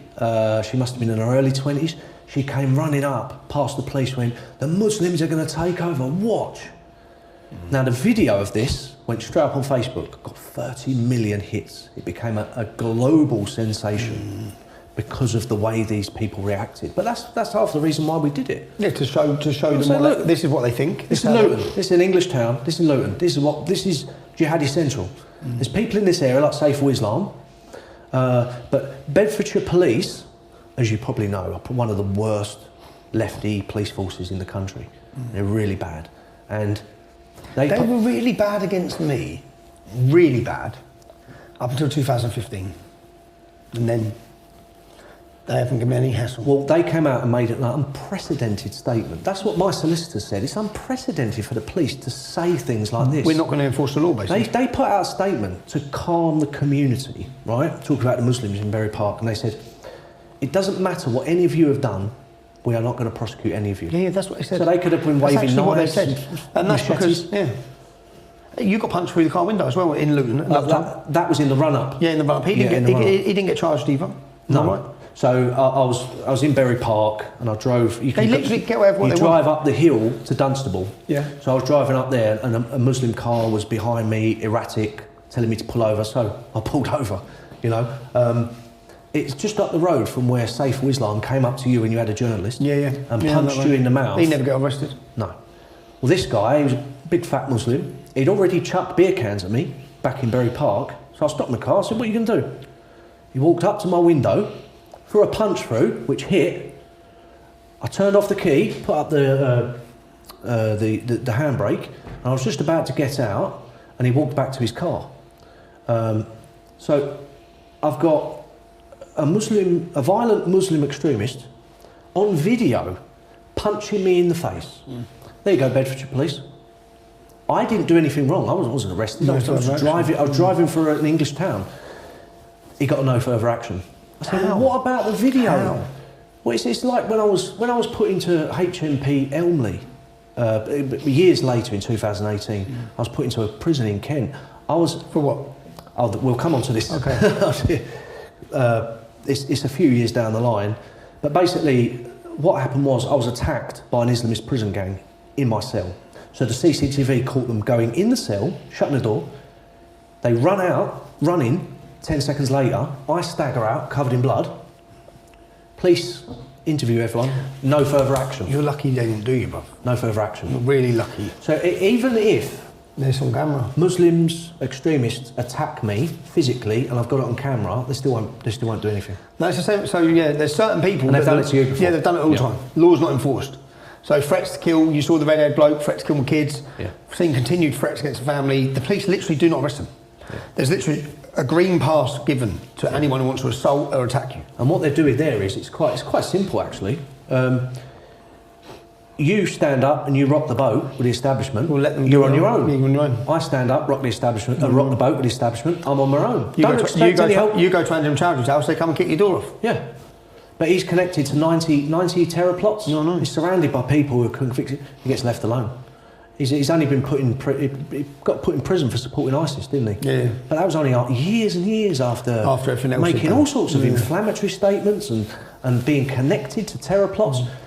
I'm not being funny. If everyone in your team, say like you could assemble like your top And they'd all 10 gone and people, become terrorists. all your top 10 people around you right now, and every single one of them had carried out a terror plot. Yeah. What do you think the police would do to you? Yeah, of course. The same to Well, me. they've done it at the start, haven't they? Yeah. They'd put you on trial. Banjem Chowdhury gets left alone. Why do you think that is? It's the same. It's the Think same. he works for the state? No, You no, don't? I don't. I think it's the same reason that 1,400 girls got groomed over a 20-year period in Rotherham. scared of being deemed It's racist. political correctness. It's wokeness. Scared to deal with it. They're terrified of being called racist, so they allow them free reign.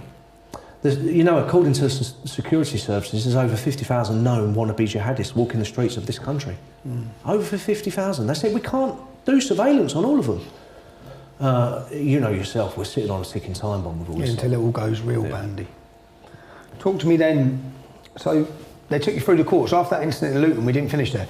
They took you through the course. Am I right? They took you to the High Court? Yes, The Bedfordshire so Police took you to the High Court? What happened was immediately after the legal march through Berry Park. A legal protest? Yeah, Walking down the street? Yeah, when they're giving out leaflets. We wasn't arrested or prosecuted for leaflets. They were fine. Everything was legal. But what they literally a few days, they'd assured the community we're not going to arrest anyone for anyone who had a go at Britain First. Like you've all got a get out of jail free card. You could have cracked on and done whatever you want. We're not going to touch you, which my solicitor said was unprecedented. But then, literally a few days after that, we get a call for our solicitor. He said, Bedfordshire Police, they just want to interview you under caution about what happened that day. So it was like, right, whatever. We met them at Gravesend Police Station, just outside of Dartford, North Kent. Straight away, we were all arrested. They lure you in, don't they? Yeah, yeah. They lure you in by saying, it's just a voluntary interview, we just want to talk to you, but we've got a few questions about what happened and what's been said. But then as soon as we were there, bang, they arrested us. And they charged me with wearing an item of Britain First merchandise. Yeah, I thought so, yeah. Because, back in the 30s, they There brought used in to be these some legal rule about political organisations that can't wear uniforms. political uniforms, yeah. So they brought I think it's the 1936 Public Order Act, which bans political uniforms. That's fine. That's to stop Mosley and the black shirts. It's fine. I haven't got a problem with that. But we only had Britain First merchandise on. Like you used to go into every town centre in the country where we EDL merchandise. Well, and they're trying to say that the fleece that I was wearing on that day was a political uniform. But they weren't interested in the charge because it was the bail Bail conditions. not to enter Luton. Same again. It was loads of bail conditions. You're not allowed to do it. You're not allowed to contact anyone in Britain First. You're not allowed to Send for emails. do this, do that. IT. You're not a big long list. So you've main experienced thing, time and time again the state using false arrests. They don't care about the arrests. It's the bail conditions, Which is what I'm going through like now. they got me on a Mickey Mouse thing, Yeah. which was wearing a fleece. And they wouldn't care if they could prosecute them. Did they get a conviction on that? What I actually did, 'cause it's such a minor offence. You just I plead mean, guilty? it's just like littering. Yeah. What I did was, at the very first opportunity, I pleaded guilty, and I had no bail conditions. And then they're gone. because it was all cancelled there. So I and then. face that now. I got like a £200 fine. It's like, but yours is different right now because you didn't do anything wrong. No. But it's a matter of principle. I mean, you went viral. You was all over the news. You can't plead guilty. to that. Tactically, you can't plead guilty because you're making a stand. I decided to plead guilty to a stupid offence of wearing because I wanted to get back into Luton. Yeah. But what they did was they used the events of what happened in Bury Park. They applied to the High Court for an injunction. Now, I was told at the time, my solicitors, they sit you down, they give you the spiel, don't they? They say, look, this is going to cost you 50, 60 grand to defend. Or... Which is what they usually get you on, because then people just go... Or you can agree to it, give them the middle finger and just not bother going to Luton. So I said, is it worth 50, 60 grand? If I lose, I've got to pay their costs as well, so that could be 100 grand. Is it 100 grand risk? Is it really worth it for just going into Luton? We decided at the time it's not worth it. So most people wouldn't be in a position to fight that anyway. Yeah, so you have to swallow their infringement of your rights and your freedoms because you can't financially support it. They put forward the proposed injunction. We didn't fight it. We didn't contest it, is what it's called. So then I had a High Court injunction against me, not allowed to go in any mosques in England and Wales, which they added on to it as an add-on. Not allowed to go into Luton and a few other ticky-tack things. But so what we did then, in response to that, I thought, you're not going to stop me going into Luton.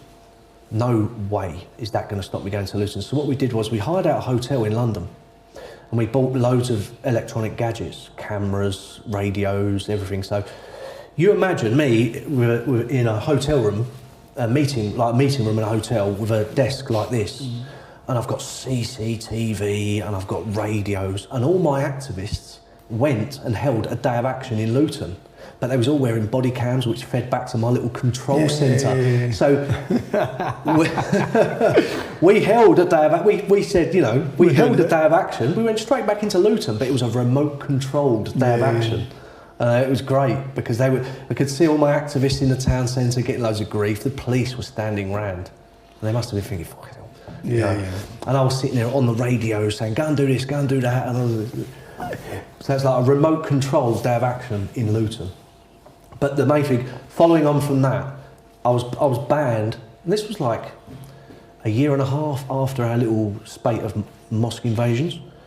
So we got this injunction now, and you know yourself because you've been done for contempt of court before, and again, most probably in the future.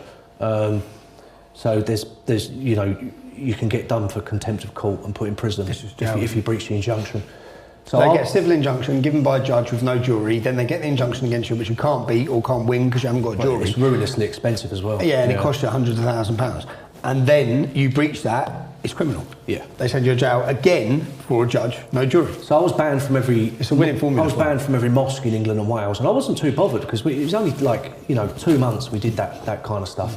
At that point, long ago. Is that when this Cardiff mosques? Yeah, but then it blew up, and there's a mosque in Cardiff.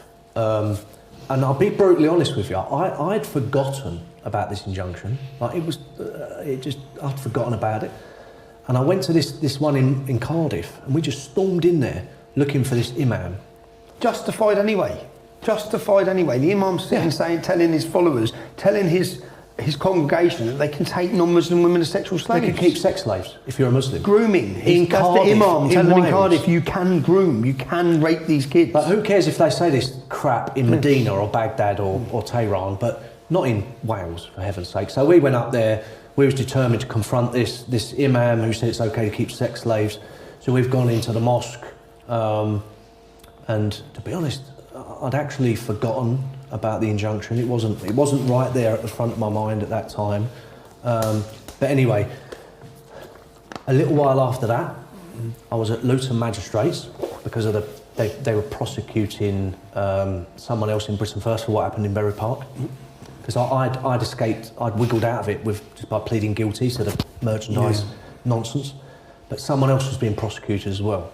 So we was back in Luton Magistrates and the police come up and surrounded me and gave me this massive bundle of papers and said, Paul, Mr. Golding, you've been served. I was looking, I was, oh, cheers, fellas. What's all this about? So I'm peeling off it, you know, all the wrapping and all that, and I've opened it up, and it's all about the Cardiff and the mosque and the injunction. I thought, oh shit. But I thought, do you know what? I gave it to one of my security. I said, you go and stick that in the motor, we'll deal with that later. So basically, they prosecuted me for contempt of court because I breached the injunction. I went into the mosque, I went to speak to the imam, even though he said. I was up before, I went to the Royal Courts of Justice on the Strand, the High Court. So I was in there, it was contempt of court. Now it was very funny, my solicitor came into the briefing room and he said, do you know what's really strange what's happened? They've brought in a judge from the Crown Court. This guy's not he's not a civil guy. They've brought him in from the Crown Court for the day. And they said, this isn't good because Crown Court is juries and serious offences. So they're used to banging people up. So I thought, well, that's not good, if they brought him in specifically just for me. So we've gone out there, we've argued our case. I'd forgotten about the injunction, it was a lapse in judgment, I won't do it again, and all that. And so he went off, and he came back in about half an hour later to give his judgment. And he basically said, I don't believe a word you said. I believe you deliberately and willfully broke the injunction. You knew what you was doing, you're going to prison. And he said, I sentence you to 4 weeks in prison, which, that's all right, 4 weeks, that'll fly by. And now my solicitor turned round, because you know yourself, when you get sent to prison, when the judge is about to give you the judgment, the sentence, the court fills up with security waiting. Security. So they all came in. My solicitor said, you're going to prison. So I was, but then he turned around and said, what prison is he going to? He went, Pentonville. And he turned around and said, shit, that's not good, Paul. That's not good at all. I went, what's Pentonville? That's North London, isn't it? It's basically probably, the worst. It's probably 10% white. Apart from Belmarsh, you could say it's the worst jail in London. And it was a war zone. And when I went in there to when I come out. Now, mercifully, they put me... You can't get tag either on contempt.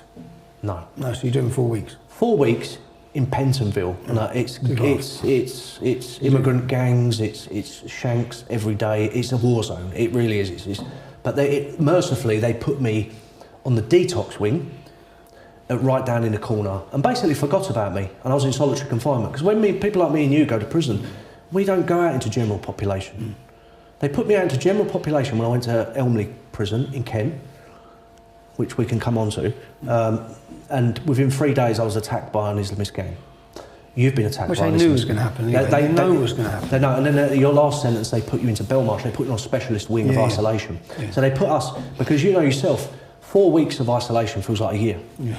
4 weeks in general population, if you're not attacked, you're not a target, it goes like that. Yeah, no. Because you're out there, you're playing table tennis, you're down the gym, you're working, so that goes really quick. But you know yourself, isolation is horrific. Now, they use isolation in prisons as a punishment. Yeah.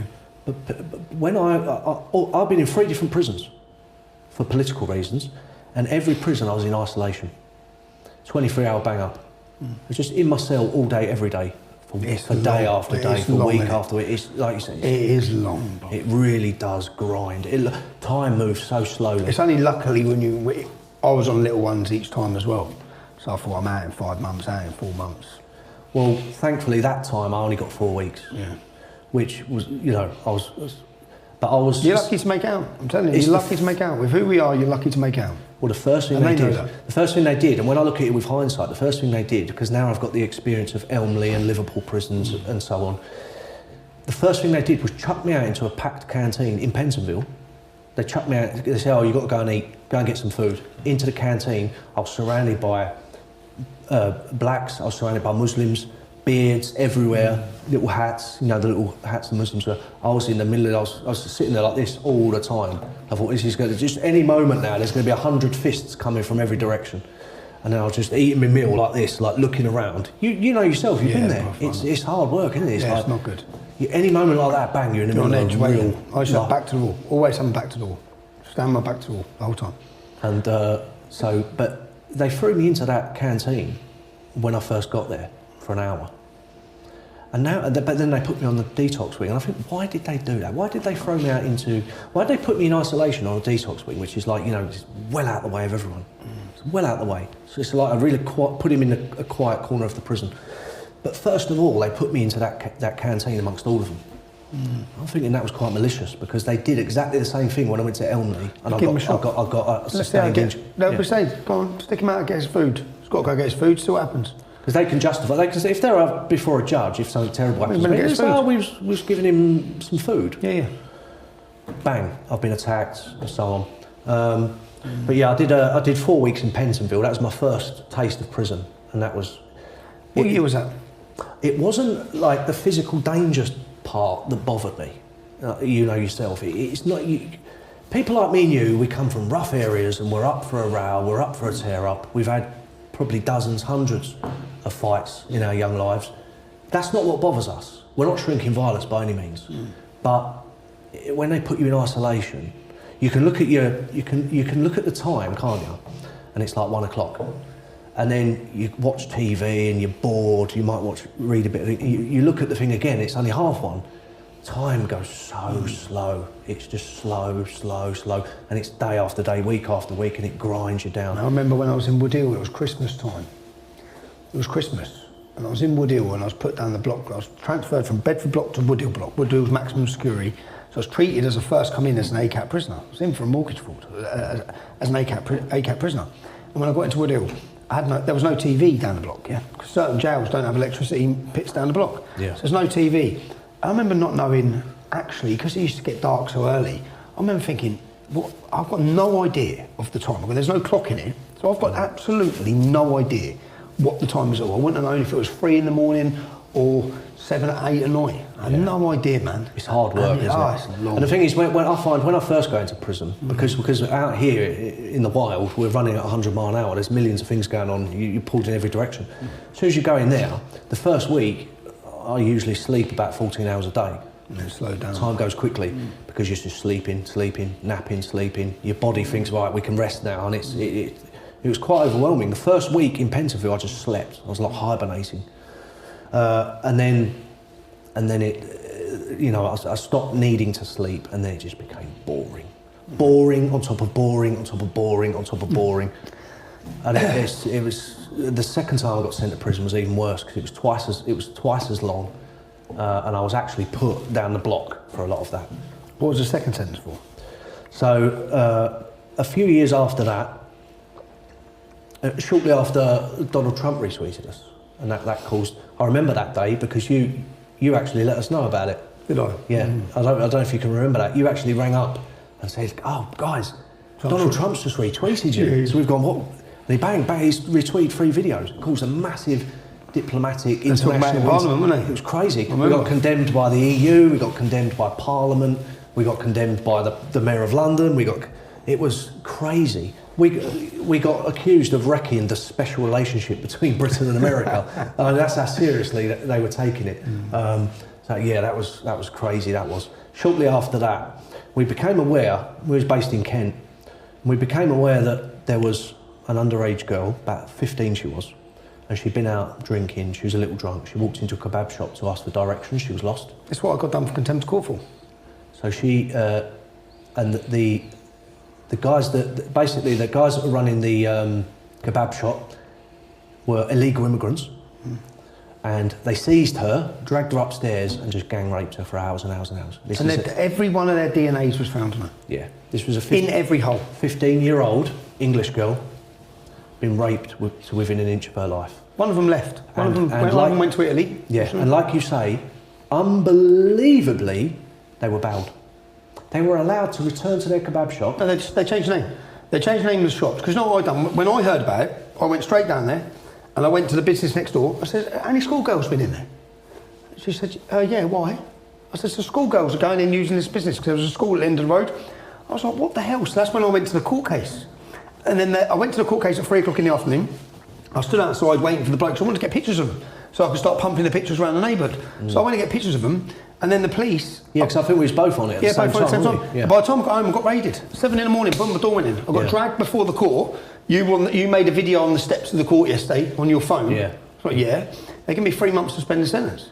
Yeah, what we did was something different because we actually, because we were quite good at it, we tracked down where these guys lived. And we thought, what's the best thing we can do here for the community? Because all these guys, I mean, their DNA was found on this girl. They're guilty. I could not believe as far as I'm concerned, they're guilty. They're guilty, man. Right, your DNA doesn't, it doesn't All happen. 6 of their DNAs. Yeah. So what can we do here? They're at large in the community. Let's find out where they live. Let's go and warn their neighbours. It's the best thing we can do. Let's go and warn their neighbours that they've got this.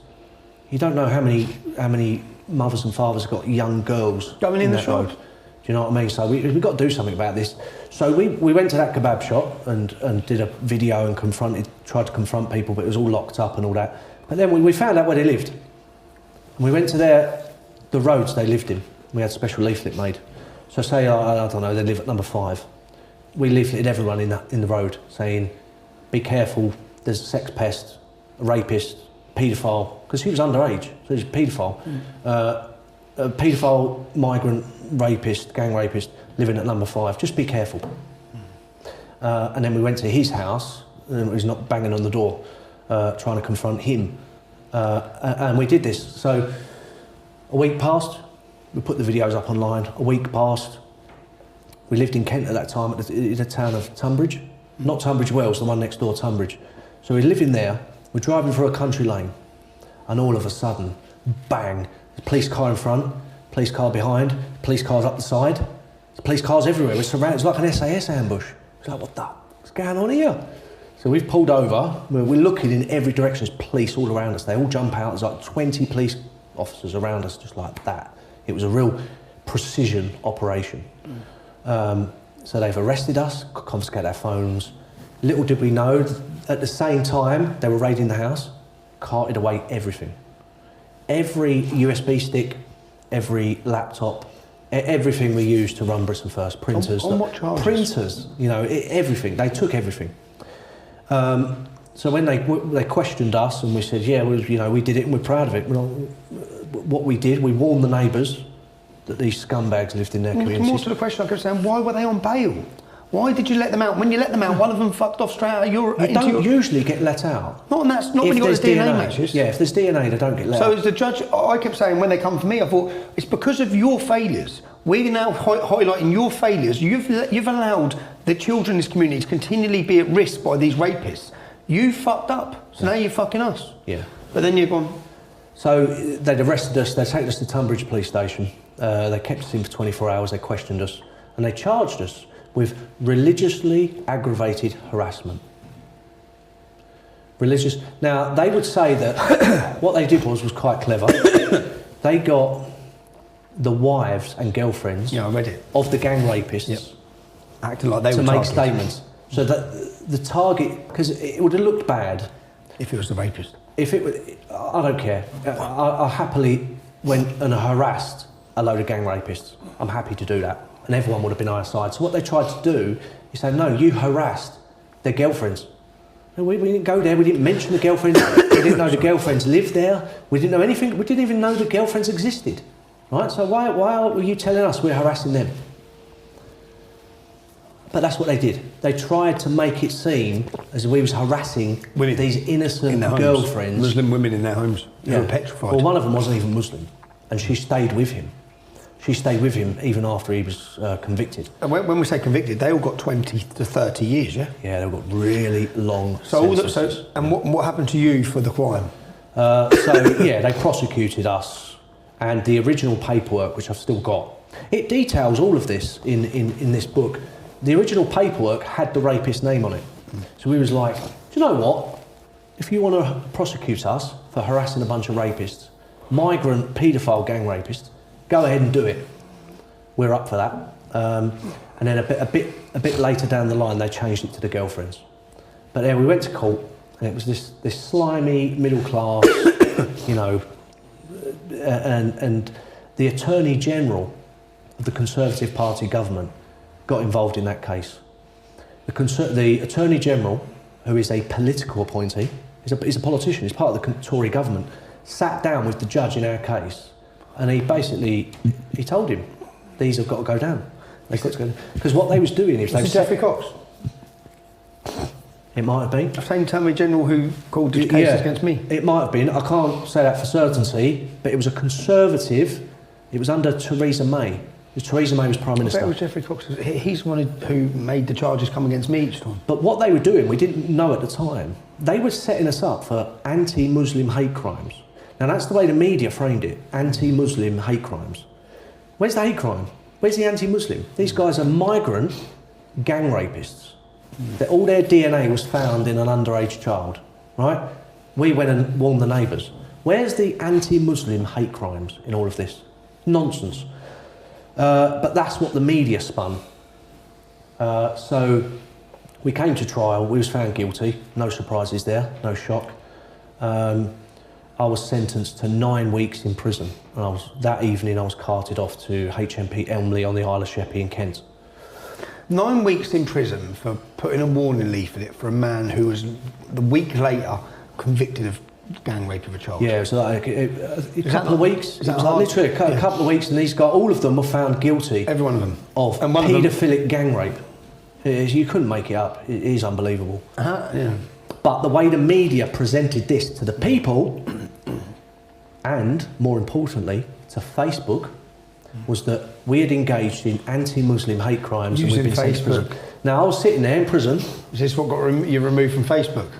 This was what it was all about. It was nothing to do with what we did or what the... They didn't care. They didn't care. This was to get us closed down on Facebook. This was a pretext... To justify it. To censor our Facebook page, because we were, you know yourself, it was 2.2 million. It was the biggest political Facebook in the country.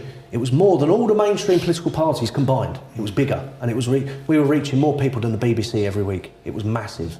It was a real thorn in their side. So they concocted all of this so they could go to Facebook and say, look, they've been convicted of anti-Muslim hate crimes. They're both in prison. Close them down. So I was sitting there in HMP Elmley. As soon as I got in there... It sounds so familiar to what they done with the when they sent the redhead bloke to my house. Then they used my reaction to it to get me removed from YouTube. Exactly. Again, yeah, it was the government. Again, it was the government. It's the way they all operate in unison. Yeah. To get us all censored and closed down, or banged up, or demonised. They all work together. That's why we call them the establishment. You know, because they're all a political elite. They're all in it together. The journalists, the politicians. But I was straight into HMP Elmley, which is a rough prison on the Isle of Sheppey. I'm put onto the induction wing. To my astonishment, as soon as I went in there, and you've probably done this yourself, I said, look, unless you give me my own cell, I'm going to recruit an army. I'm going to recruit an army in here, and I'm going to cause trouble. And I say that, not because I'm going to recruit an army and cause trouble, because I want my own cell. Do you know what you have to say? You have to say, whoever you put in my cell, I'm going to kill. Right? I'm homophobic, I'm racist, and I wet the bed. Certain guidelines, you say, if you close that cell door with another prisoner in it, I'll kill them. And I promise you that. Is that the trick you tried? But then you're on your own every time. You have to do it. Yeah. Because I can't. How am I meant to sleep knowing that he might take money to do me in my sleep? And it's not past these bastards. No, anyone would put you in. They could put you in with a non-Muslim. With a bearded Muslim. But they could put me in with a non-Muslim, and he's going to take money to do me when I'm in my sleep. Yeah. So my thing was shut the door, and they tried it once. They put me into Winchester, and then about 2 hours later, I'm in my cell, and it's got another bed there, but each one did. And then they opened the door with another prisoner. I said, I'll kill him. Yeah. I will kill him if you put me in that cell. I just tried. I didn't. I just said to them, look, if you put me in with anyone, I'm basically going to recruit my own army in here, and I'm going to cause loads of trouble. And they said, all right, Mr. Golding, you've got your own cell. I was like, but did it work? Yeah, it worked. It worked. It worked in Pentonville, and it worked in Elmley as well. Yeah, I've only ever had my own cell. So I was 3 days into Elmley. I was sentenced to 9 weeks. Which is not particularly long, but the problem is the isolation. You can't explain to people, you can't emphasise to people that 9 weeks in isolation is like 2 years. Oh, I've got a year coming up, and I know I have. Oh no, it's Frying my head, bruv. It's so bad. The isolation is so bad. They use isolation as a punishment in prison, but they give it to us as standard. And even as a punishment, you're only allowed to do 28 days. You're only allowed to do 28 days down the block. Yeah. You're not allowed to do more than 28 days because of mental health. 3 days into Elmley, I was on the introduction wing. There was 2 bearded Muslims on the introduction wing. There was only about 20 people on there, but 2 of them kept eyeballing me all the time. Eyeball, big beards. So I went to the prison staff. I said, look, guys, I don't give a shit, but these guys, they're eyeballing me, they're staring at me all the time. Something's going to happen. And they was like, all right, Mr. Golding, we'll relay that to the whoever, the higher up. The very next day, I'm sitting there. So if you imagine, I'm sitting there like this. The TV's here, the window's there, my bed's here. Sitting on my bed, I'm eating my lunch. I'm watching TV this way. I hear bang. I turn around. Those 2 bearded Muslims are in my cell. They've closed the door. I go like this to get up. You know yourself, it just happens so quick, like nanoseconds, and you're confused, you're dazed, you don't know what the hell's going on. As soon as I get to get up like this, the one who's closest to me is an Iraqi asylum seeker, just right hooked me directly on the nose. You've probably taken a punch on the nose before. It disorientates you, massively disorientates. So you've gone from peaceful eating your lunch, turning around, bang. Because he punched me on the nose, it was bleeding all down. I was covered in blood, right? And I don't know what happened, but I started to come around to get up, and they basically just opened the door and ran out. They ran back to their cells. So I've staggered out of my cell. This is all on CCTV. I've staggered out of my cell, and I'm looking around. There's no prison officers anywhere, none. So I'm staggering along, all on CCTV. Is there cameras on the wing? Yeah. There's cameras everywhere. In Wood Hills, there's not. But there's cameras everywhere. You can see them. They're like they've got like the encasing, haven't they? That like indestructible concrete encasing. But I've staggered along, and then one of them see me covered in blood. And, oh, quick, everyone! And they were locked down. But then Kent Police came to see me. It was 2 months later. I was out of prison. I get a phone call. No further action.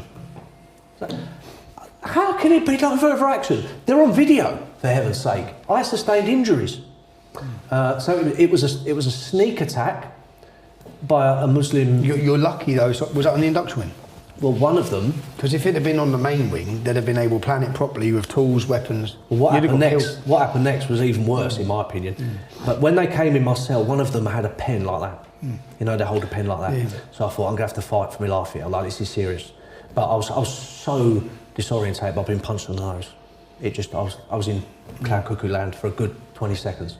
Thankfully, they ran out.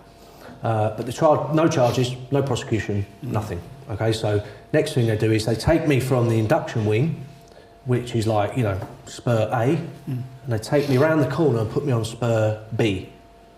So I'm on there, and about 8 white fellas come up to me. Oh no, yeah, because I'd been all over the TV. They'd been watching me on TV, and they knew I was coming to that prison. So this was like a few days into it. And they said, don't worry, we've got your back, all this kind of stuff. Then the prison officers came in and put me in my new cell. I'm starting to arrange it and clean it and all this. But they'd locked the door after me.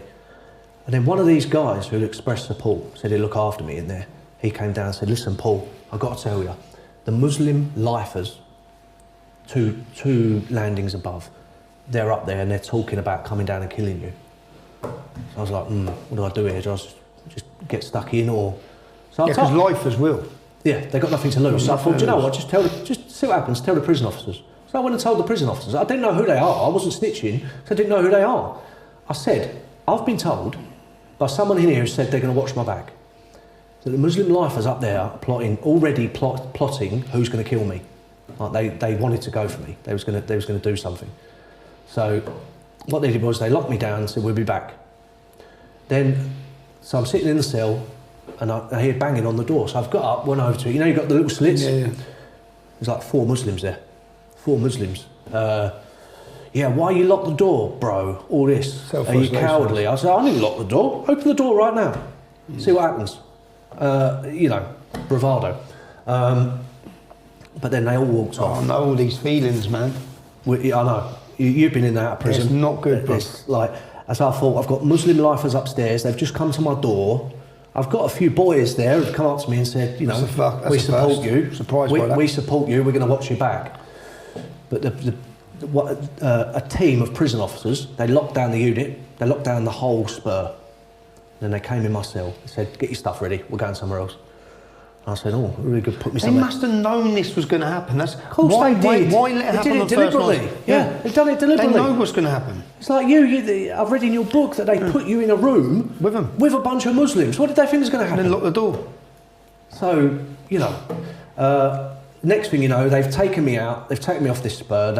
They've walked me like 3 miles to the other end of the prison. I said, where the hell are we going? You're going to the block. The way you go for punishment. They've put me on the Pissed me block off. for being attacked. Yeah. So the block is punishment. They're the most disgusting, run-down, horrible cells. There's no radio, there's no TV, there's nothing. It's a punishment cell. So I've gone in there and it stinks. There's bits of food everywhere. There's no TV. There's nothing. They left me in there. It's rock hard. The bed's like a mat, isn't it? Yeah. It's not like a bed. It's like the police station. the police station The cells. blue yeah. mat. This like there's this. It's 'cause like I end up lump getting of bruised. concrete. Yeah, I end up Yeah. getting bruised in all my side, so I couldn't lay on that side because I was in there for 5 months in the block. Yeah. 5 months, bro. So it's a lump of concrete with a little blue mattress on top. Yeah. So that was hard sleeping on there. It's not comfortable. I I stayed in there for a week with nothing. Now that really pushed my endurance to the limit. A week of 4 walls.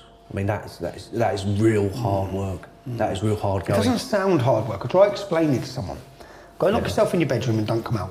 That's a nice bedroom, yeah? Yeah. Nice bedroom, nice comforts. Just go and do that for a month. See how you go. Yeah. You'll come out and you lost your sanity. I mean, it is a punishment. See why they use it in jail as a punishment. But they're still only allowed to use it for a few weeks in Yeah, jail. I think like a week maximum Yeah, for getting 28 fined. days is the max to do down the block. After that, you're I did the full 28 days in the block. Yeah. But after the first week, they gave me a TV. Okay. You're lucky certain blocks don't have TVs access. So you They had to can bring a TV specifically. But I mean, you don't I have was the the only aerial, one on the they don't- block. certain blocks don't have the aerial points. No. I've been around when I've done loads. Mercifully, this one did. You're lucky, yeah. And then after a month, you know, I was in a routine. I was quite happy where I was. Well, you know, do next 5 weeks in here, it will go quickly. So I was settled, and then I was fast asleep. 6 in the morning, bloody door comes flying open. Loads of prison officers come into my cell. I'm like, what the fuck's going on here? They said, right, you're being transferred. Get your stuff ready. You've got 20 minutes. I was like, well, I'm quite happy here. I said, yeah, but you can't stay here. That's because you're not legally allowed to. No, you're not legally. I never knew that. I was hoping they'd just leave me there. It was disgusting. It was dirty. It was filthy. But hopefully, I was happy. After being there for 4 weeks, I was settled in, bedded in. So they said, you're being transferred. Well, being transferred where? They said, to another prison.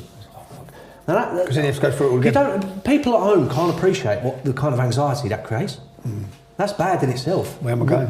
Where am I going? What now? Am I going to be put on a normal wing again? Am I going to get attacked again? We've got to go through the same process. All this, right? So I've got my stuff. They've taken me out to the reception area of the prison. I've jumped in a car, a special car, you know, with the locked doors and it's the bulletproof windows and all that kind of stuff. 4 prison officers with me. I'm all handcuffed up, and they're transferring me. I said, guys, where are we going? They said, you're going to Liverpool. I said, you're not going to enjoy it there. It's gang warfare. I was like, oh, fuck. There's all whites there. I didn't know about Liverpool. Okay, go on. I thought I was walking into another war zone. Yeah. I was actually on the way up. This is. Do you know when sometimes you think back and you think, did that really happen? Did that really happen? So I'm on the way up, and they said, do you fancy a drink, Paul? I was like, yeah. This was about halfway up, so about like Coventry on the M6 or something like that. I said, yeah, I fancy I could do with a drink and a toilet and all that. So they pulled into a services. You imagine the scene. You imagine being in a motorway services, and the prison officers are leading a prisoner whose legs are chained, his arms are chained. You know, like a slave. I said, McDonald's I've done. Just get me a double bit. I said, I'll go to the toilet, now I get a drink. Give me a double quarter I was pounder. thinking, did that really happen? I can't imagine the scene, a motorway services, and I'm being paraded through it to the public. in chains. Crazy. So then we've got all the way to Liverpool. It's a long drive, it's boring. We've got there. Mercifully, that prison was almost 100% white. It's a prison that's closing down, so it's like 170 years old, so there's cockroaches, it's horrible. The Victorian ones. It's a shithole. Like Bedford. But it's half empty. The prisoners that are in there, local scouts, car thieves and burglars and stuff like that, no one recognised me because by this time, because I've been moved around so many times, I couldn't consolidate the increase in my weekly shop canteen, which means by this time I had a massive beard like this. You know, like when you come out of Belmarsh, you had a big beard. And you do that because they don't allow you to increase your canteen. To be honest, you're not allowed them down the block. You're not allowed shaving. When I was down the block, you weren't allowed shaving spaces. I didn't know that. No, for security issues, because they have security. I said to you, but I'm not down the block for those reasons. Yeah, I'm down the block because you're making me down the block. Yeah, I was down the block because I got attacked. Yeah, you've made me come down the block. We have rules down the block. There's no shaving razors. There's no this. There's no that. I said, yeah, I understand that for the people who are stabbing everyone. Yeah. But what about me? No, but yeah. But so I got there and they put me in my cell and it was nice and chilled and relaxed. And I was actually in Gem Pop, but I was, right down the end of the landing. There must have been 5 empty cells either side. I was pretty much isolated on my own. And again, I was still banged up for I think 22 and a half hours a day. You know when the door opens, get out your door, man. Like when I was on General Pop. You know when you're on I'd never wait in myself. When you're in prison, you've got 30 quid to spend. Yeah. You don't want to spend 12 quid on a razor, do you? No. You'd rather buy chocolate and crisps and sweets and stuff. This is why you come out with a big beard, I come out with a massive beard. We look like a pair of Converts. But when you're in prison, you'd rather spend that money on food and snacks. Space Raiders, mate, I used to buy about 20 packs. Yeah, or your Haribo. Your Haribo, your Space Raiders, your chocolate, And phone. And you go through it in a phone day. For me, phone if I could. Yeah, you go through it in a day, didn't you? You have to wait. But I spent the next 5 weeks there and it was quiet, it was chilled, it was relaxed. It was no fights, nothing. They're closing the prison down soon, it was half empty. So my day of freedom came. I was like, yes, let's get back amongst it. And I was looking forward to freedom because when I was in prison for that long, Britain First had collapsed and there was nothing left. It was like we'd gone back to square one, it'd been just a name on a website. It was dead. The email list was there, the website was there. Facebook, everything had been censored. How hard hit is that when you lost your Facebook page? Yeah, I mean, I know how much work you put into building up. Like we put years and years of hard work in. Years of hard work. We got up to 2.2 million, and then they just closed. They just take it off you, didn't they? But how disheartening is that? So I'm walking out. My dad had driven from Kent to Liverpool to pick me up. I'm coming out the gates, I'm looking forward to seeing him, and I finally get my freedom. Because you only do 9 weeks is halfway point. So I was released on licence. So I'm going out the gates, I can see the sunshine ahead. And I'm going out there, and my dad, I can see my dad and all of a sudden, 15 police officers get out of 3 cars. And then, Mr. Golding, can you come here a sec? I was like, what the fuck's going on now? I thought they were going to re-arrest me and recharge me with something with bail conditions. And they said, we're SO15 Counter-Terrorism Command. The same guys who prosecuted me for the anti-Muslim hate crimes. These are Britain's elite terror police, focusing their attentions on us, politicians, political activists. So no wonder jihadists are running rampant because they've been told focus on the far right. So so SO15. Not just like 2 or 3, 15, SO15 counter-terrorism command officers have met me at the gates of Liverpool prison. And they've said, you're not going home. I said, well, what's happening then? You're going to a probation hostel in West London. How? I was like, what are you talking about? I've done half my sentence, I'm off. I'm free. I said, no, you're going to a probation hostel. Oh, bro. I was like, what an anticlimax. Yeah. What a disappointment. So, jumped in the car with these officers. My father hasn't got a clue what's going on. He's sitting there waiting for me to come out and I never materialise. He doesn't find out for 2 days. Unbelievable. So they're driving me back down to London now in pretty much the same manner as I was driving up to Liverpool, with the authorities taking me there. So they've taken me to a bail hostel. But she's just going to be full of wrong uns. in Ealing in West London. Multicultural, trendy, liberal, it's a shithole. So I've got there, it's full of... They use probation hostels, so like you committed murder, you've gone away for 20 years. We'll get you you back come into the out, community. you've got no home, your family have all drifted away, you've got nothing. So they put you in a probation hostel to help you. Why the hell? I was only in prison for 9 weeks. Why are they putting me in a probation hostel with a bunch of murderers and gang rapists and massive drug dealers and all this kind of stuff, serve really long sentences? The whole place is covered in CCTV. My licence conditions: can't use any electronic devices, can't do Britain First, can't speak to anyone in Britain First, can't do this, can't do that. It's like this long, it's like an encyclopedia. They've put me in this probation hostel at halfway point when I should have had my freedom. They've put me in there to prolong my misery. Yeah. That's it. Yeah. They can keep an eye on me, make sure I'm abiding by my bail conditions. But just that little bit longer, just to piss me off. I'm in there a month. Now, why I'm in, this is funny, why I'm in that probation hostel in Ealing in West London, I get told that Tommy Robinson is filming outside Leeds Crown Court. Is that when this was? He's filming outside Leeds Crown Court, and he's been nicked, and he's been put in jail as well. And there's demos that are kicking off and everything. Now, I've actually, my brother came up. He quit his job and came up to look after me every day because it's a shithole area, it's a bad area for a far-right extremist. So I had to keep the Islamist beard for an extra month. It was literally like this, like brother. So he's come up there every day, and we're driving around, and one day we go somewhere and we notice these massive lorries with these huge screens on, and some guys hanging around them. So this was when it was all kicking off with you. I said, I went over to these guys. I said, what's all this for? And we're going into London. It's a free Tommy demo. You've seen what they've done to him? I was like, oh, all right, okay. So while you was in prison, they took you to Onley, I think it was, wasn't Yeah, they did, man. I was in the probation hostel. So it was like that sort of time. After a month, they released me. I went back to my mother's because I had to get rid of my house because I was away for a long time, couldn't pay for it. Just before we got sent to prison, the Britain First payment processing system got closed down, literally a few days before. So I went into prison with everything collapsing. Like all the bills, Facebook's gone, everything was switched off. moved. I came out, Britain First was in ruins. That was when you was getting tortured. You know, there was free Tommy demos everywhere. And I just set about very diligently rebuilding Britain First from the ground up. And it took us about 6 months, and then we was back in business. We had a new payment system. We had loads of activist branches everywhere. We was causing havoc all over the place, all over again.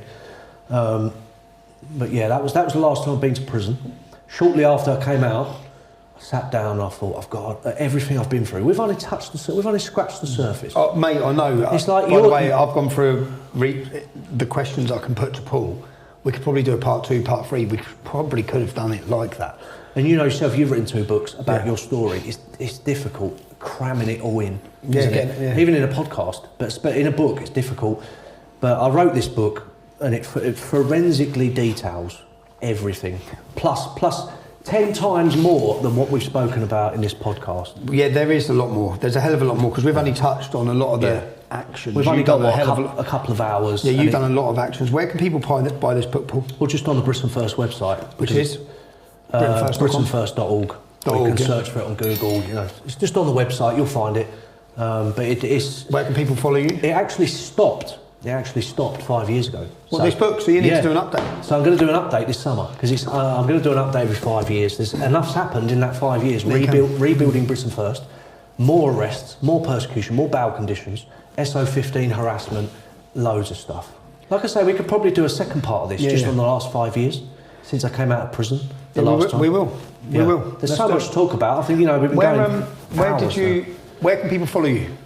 Well, since Elon Musk has bought Twitter and renamed it X, he restored our accounts quite a lot earlier than your one. You was like one of the last ones he restored. But I did say to you, didn't I? I said, just be patient. It will happen. I had a gut feeling it would happen at some point. What's your Twitter handle? If you type in Paul Golding, Paul Golding, you're it not on comes a search up. band No, then. because it's got the affiliate badge with Britain First. Britain First has got a gold tick. You can easily find any of our accounts. That's our only platform. That's our only outlet. What's the future for the next 12 months for you? Well, in the next Are you gonna 4 stand for weeks. election? Yeah, in the next 4 months, Yeah. we've got a parliamentary by-election because we fought the Electoral Commission for 4 years to become a registered political party. They rejected us. We had to drag them all the way to the High Court until they finally registered us. So we went through a massive battle with them just to be able to stand in democratic elections. That was 2 years ago. Since then, we've been standing mainly in local council elections and parliamentary by-elections, and we've got some great results for a new kid on the block in politics. Like we contested the Tamworth election like 2 or 3 months ago. Tamworth by-election. We've defeated the Liberal Democrats, the Greens, UKIP. In local elections, in various, we've beaten Labour, we've beaten the Conservatives, we've beaten Reform in various different seats. So for 2 years, we're doing pretty well. But in the next 4 months, we've got a parliamentary by-election in Wellingborough, which is good territory. It's working class, it's patriotic, it's pro-Brexit. So I think we could do well there. We've got the London mayoral elections. We're going up against Sadiq Khan. You're going to again. stand? I'm not standing, no. Nick Scanlon, who's our South East Regional Organiser, he'll be standing. I don't live in London anymore. Okay. So I can't stand. But I stood against Khan in 2016. You might remember you the turned video your of me back to- turning you my turned back your to him, and it became an international sensation. So much has happened. What we've only scratched the surface in this podcast. We tried to cram as much into 2 hours. So if people want to see the full story, I bet it's nearly 3 hours, isn't it? Yeah, I bet we're at 3 hours. 2.5. 2.5. So could do a part 2 in the future. Easily, yeah. Yeah. But yeah, we've got loads of elections this year, loads. And like you say, the political sands are shifting. The tide is turning. Can you see that? Do you see that in your own day-to-day when you go about? Do you see in the how people react to you? Because I see it every day. Get noticed everywhere I go. It's not just that. It's just family, friends. You hear just everyone. Every family member I come across now is just straight away they launch into politics and they're complaining, they're moaning, they're whinging. Yeah. People I meet on the streets everywhere. You see it in pubs, in cafes, everywhere. No one's happy, are they? No. Everyone knows it's wrong. Yeah, everyone knows it, but 70% of people don't vote at the moment. Turnout's gone right down to like 25-30%.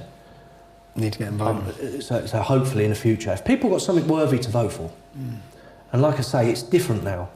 Because back in the British National Party days, they never had social media. They could never fight back against media smears. But we can now. You've been reinstated, we've been reinstated, we're reaching millions of new people. We can fight back against the establishment now, against the lies, the poison, the demonisation. And we can use social media. I just hope that they don't take out Elon Musk. It brings the whole thing crashing down. I hope that... do you think Trump wins 2024? Yes. You do? I think with the trends, the polls, what's going on... Flams Belang win in Belgium? I'm not sure. I've been to the Belgian Parliament before. I've met Philip de Winter, but I'm not too sure about what elections they got come up. But your friend Geert Wilders just won a spectacular victory in Netherlands. Yep. And we've had the big success in France. Trump's going to retake the presidency next year. The Danish People's Party, Swedish Democrats, the Vox Party, Maloney, well, not so much Maloney in Italy, she's a bit of a disappointment. She's a total disappointment. But she was voted in on that ticket, so the voters are there. The voters are right wing, so you can point to her victory and say Italy's going right wing, even if she's betrayed them. Once she's gone. The voters are still voting in that way. So our politics is on the rise throughout the whole Western world. Everything's going in our favour. It's been enjoyable, bro. Yes. I wish you luck, man, and safety. Yes. Because you're going to need it. I think you're going to need it more than me this year. I know. It's going to be a difficult year, but thanks. It's been a pleasure. If you're just watching this, you know we're silenced most places. Please share it, like it, and stick it in your WhatsApp group, send it to your email list. And I thank you for taking the time to watch this podcast and join us for the next one. They're out every Thursday. Thanks. Carry on watching for more interesting guests. I'll talk to anyone. I'll debate anyone. I'll hear anyone's story. If you want to help me along that way, it's not free. I need your support. If you can support my family, that gives me my peace of mind. It means I can continue to do the work I do. You can do so at www.supporttommy.com. I appreciate every bit of support, as do my children. It gives me the ability to fly them out here to see me so I can stay in constant contact with them. I'm deplatformed and I'm censored, so I need you. I need you to share this content. Make sure you stay tuned for upcoming weekly guests, interesting guests. exciting guests. I'm Tom Robson, and this has been my podcast, Silenced.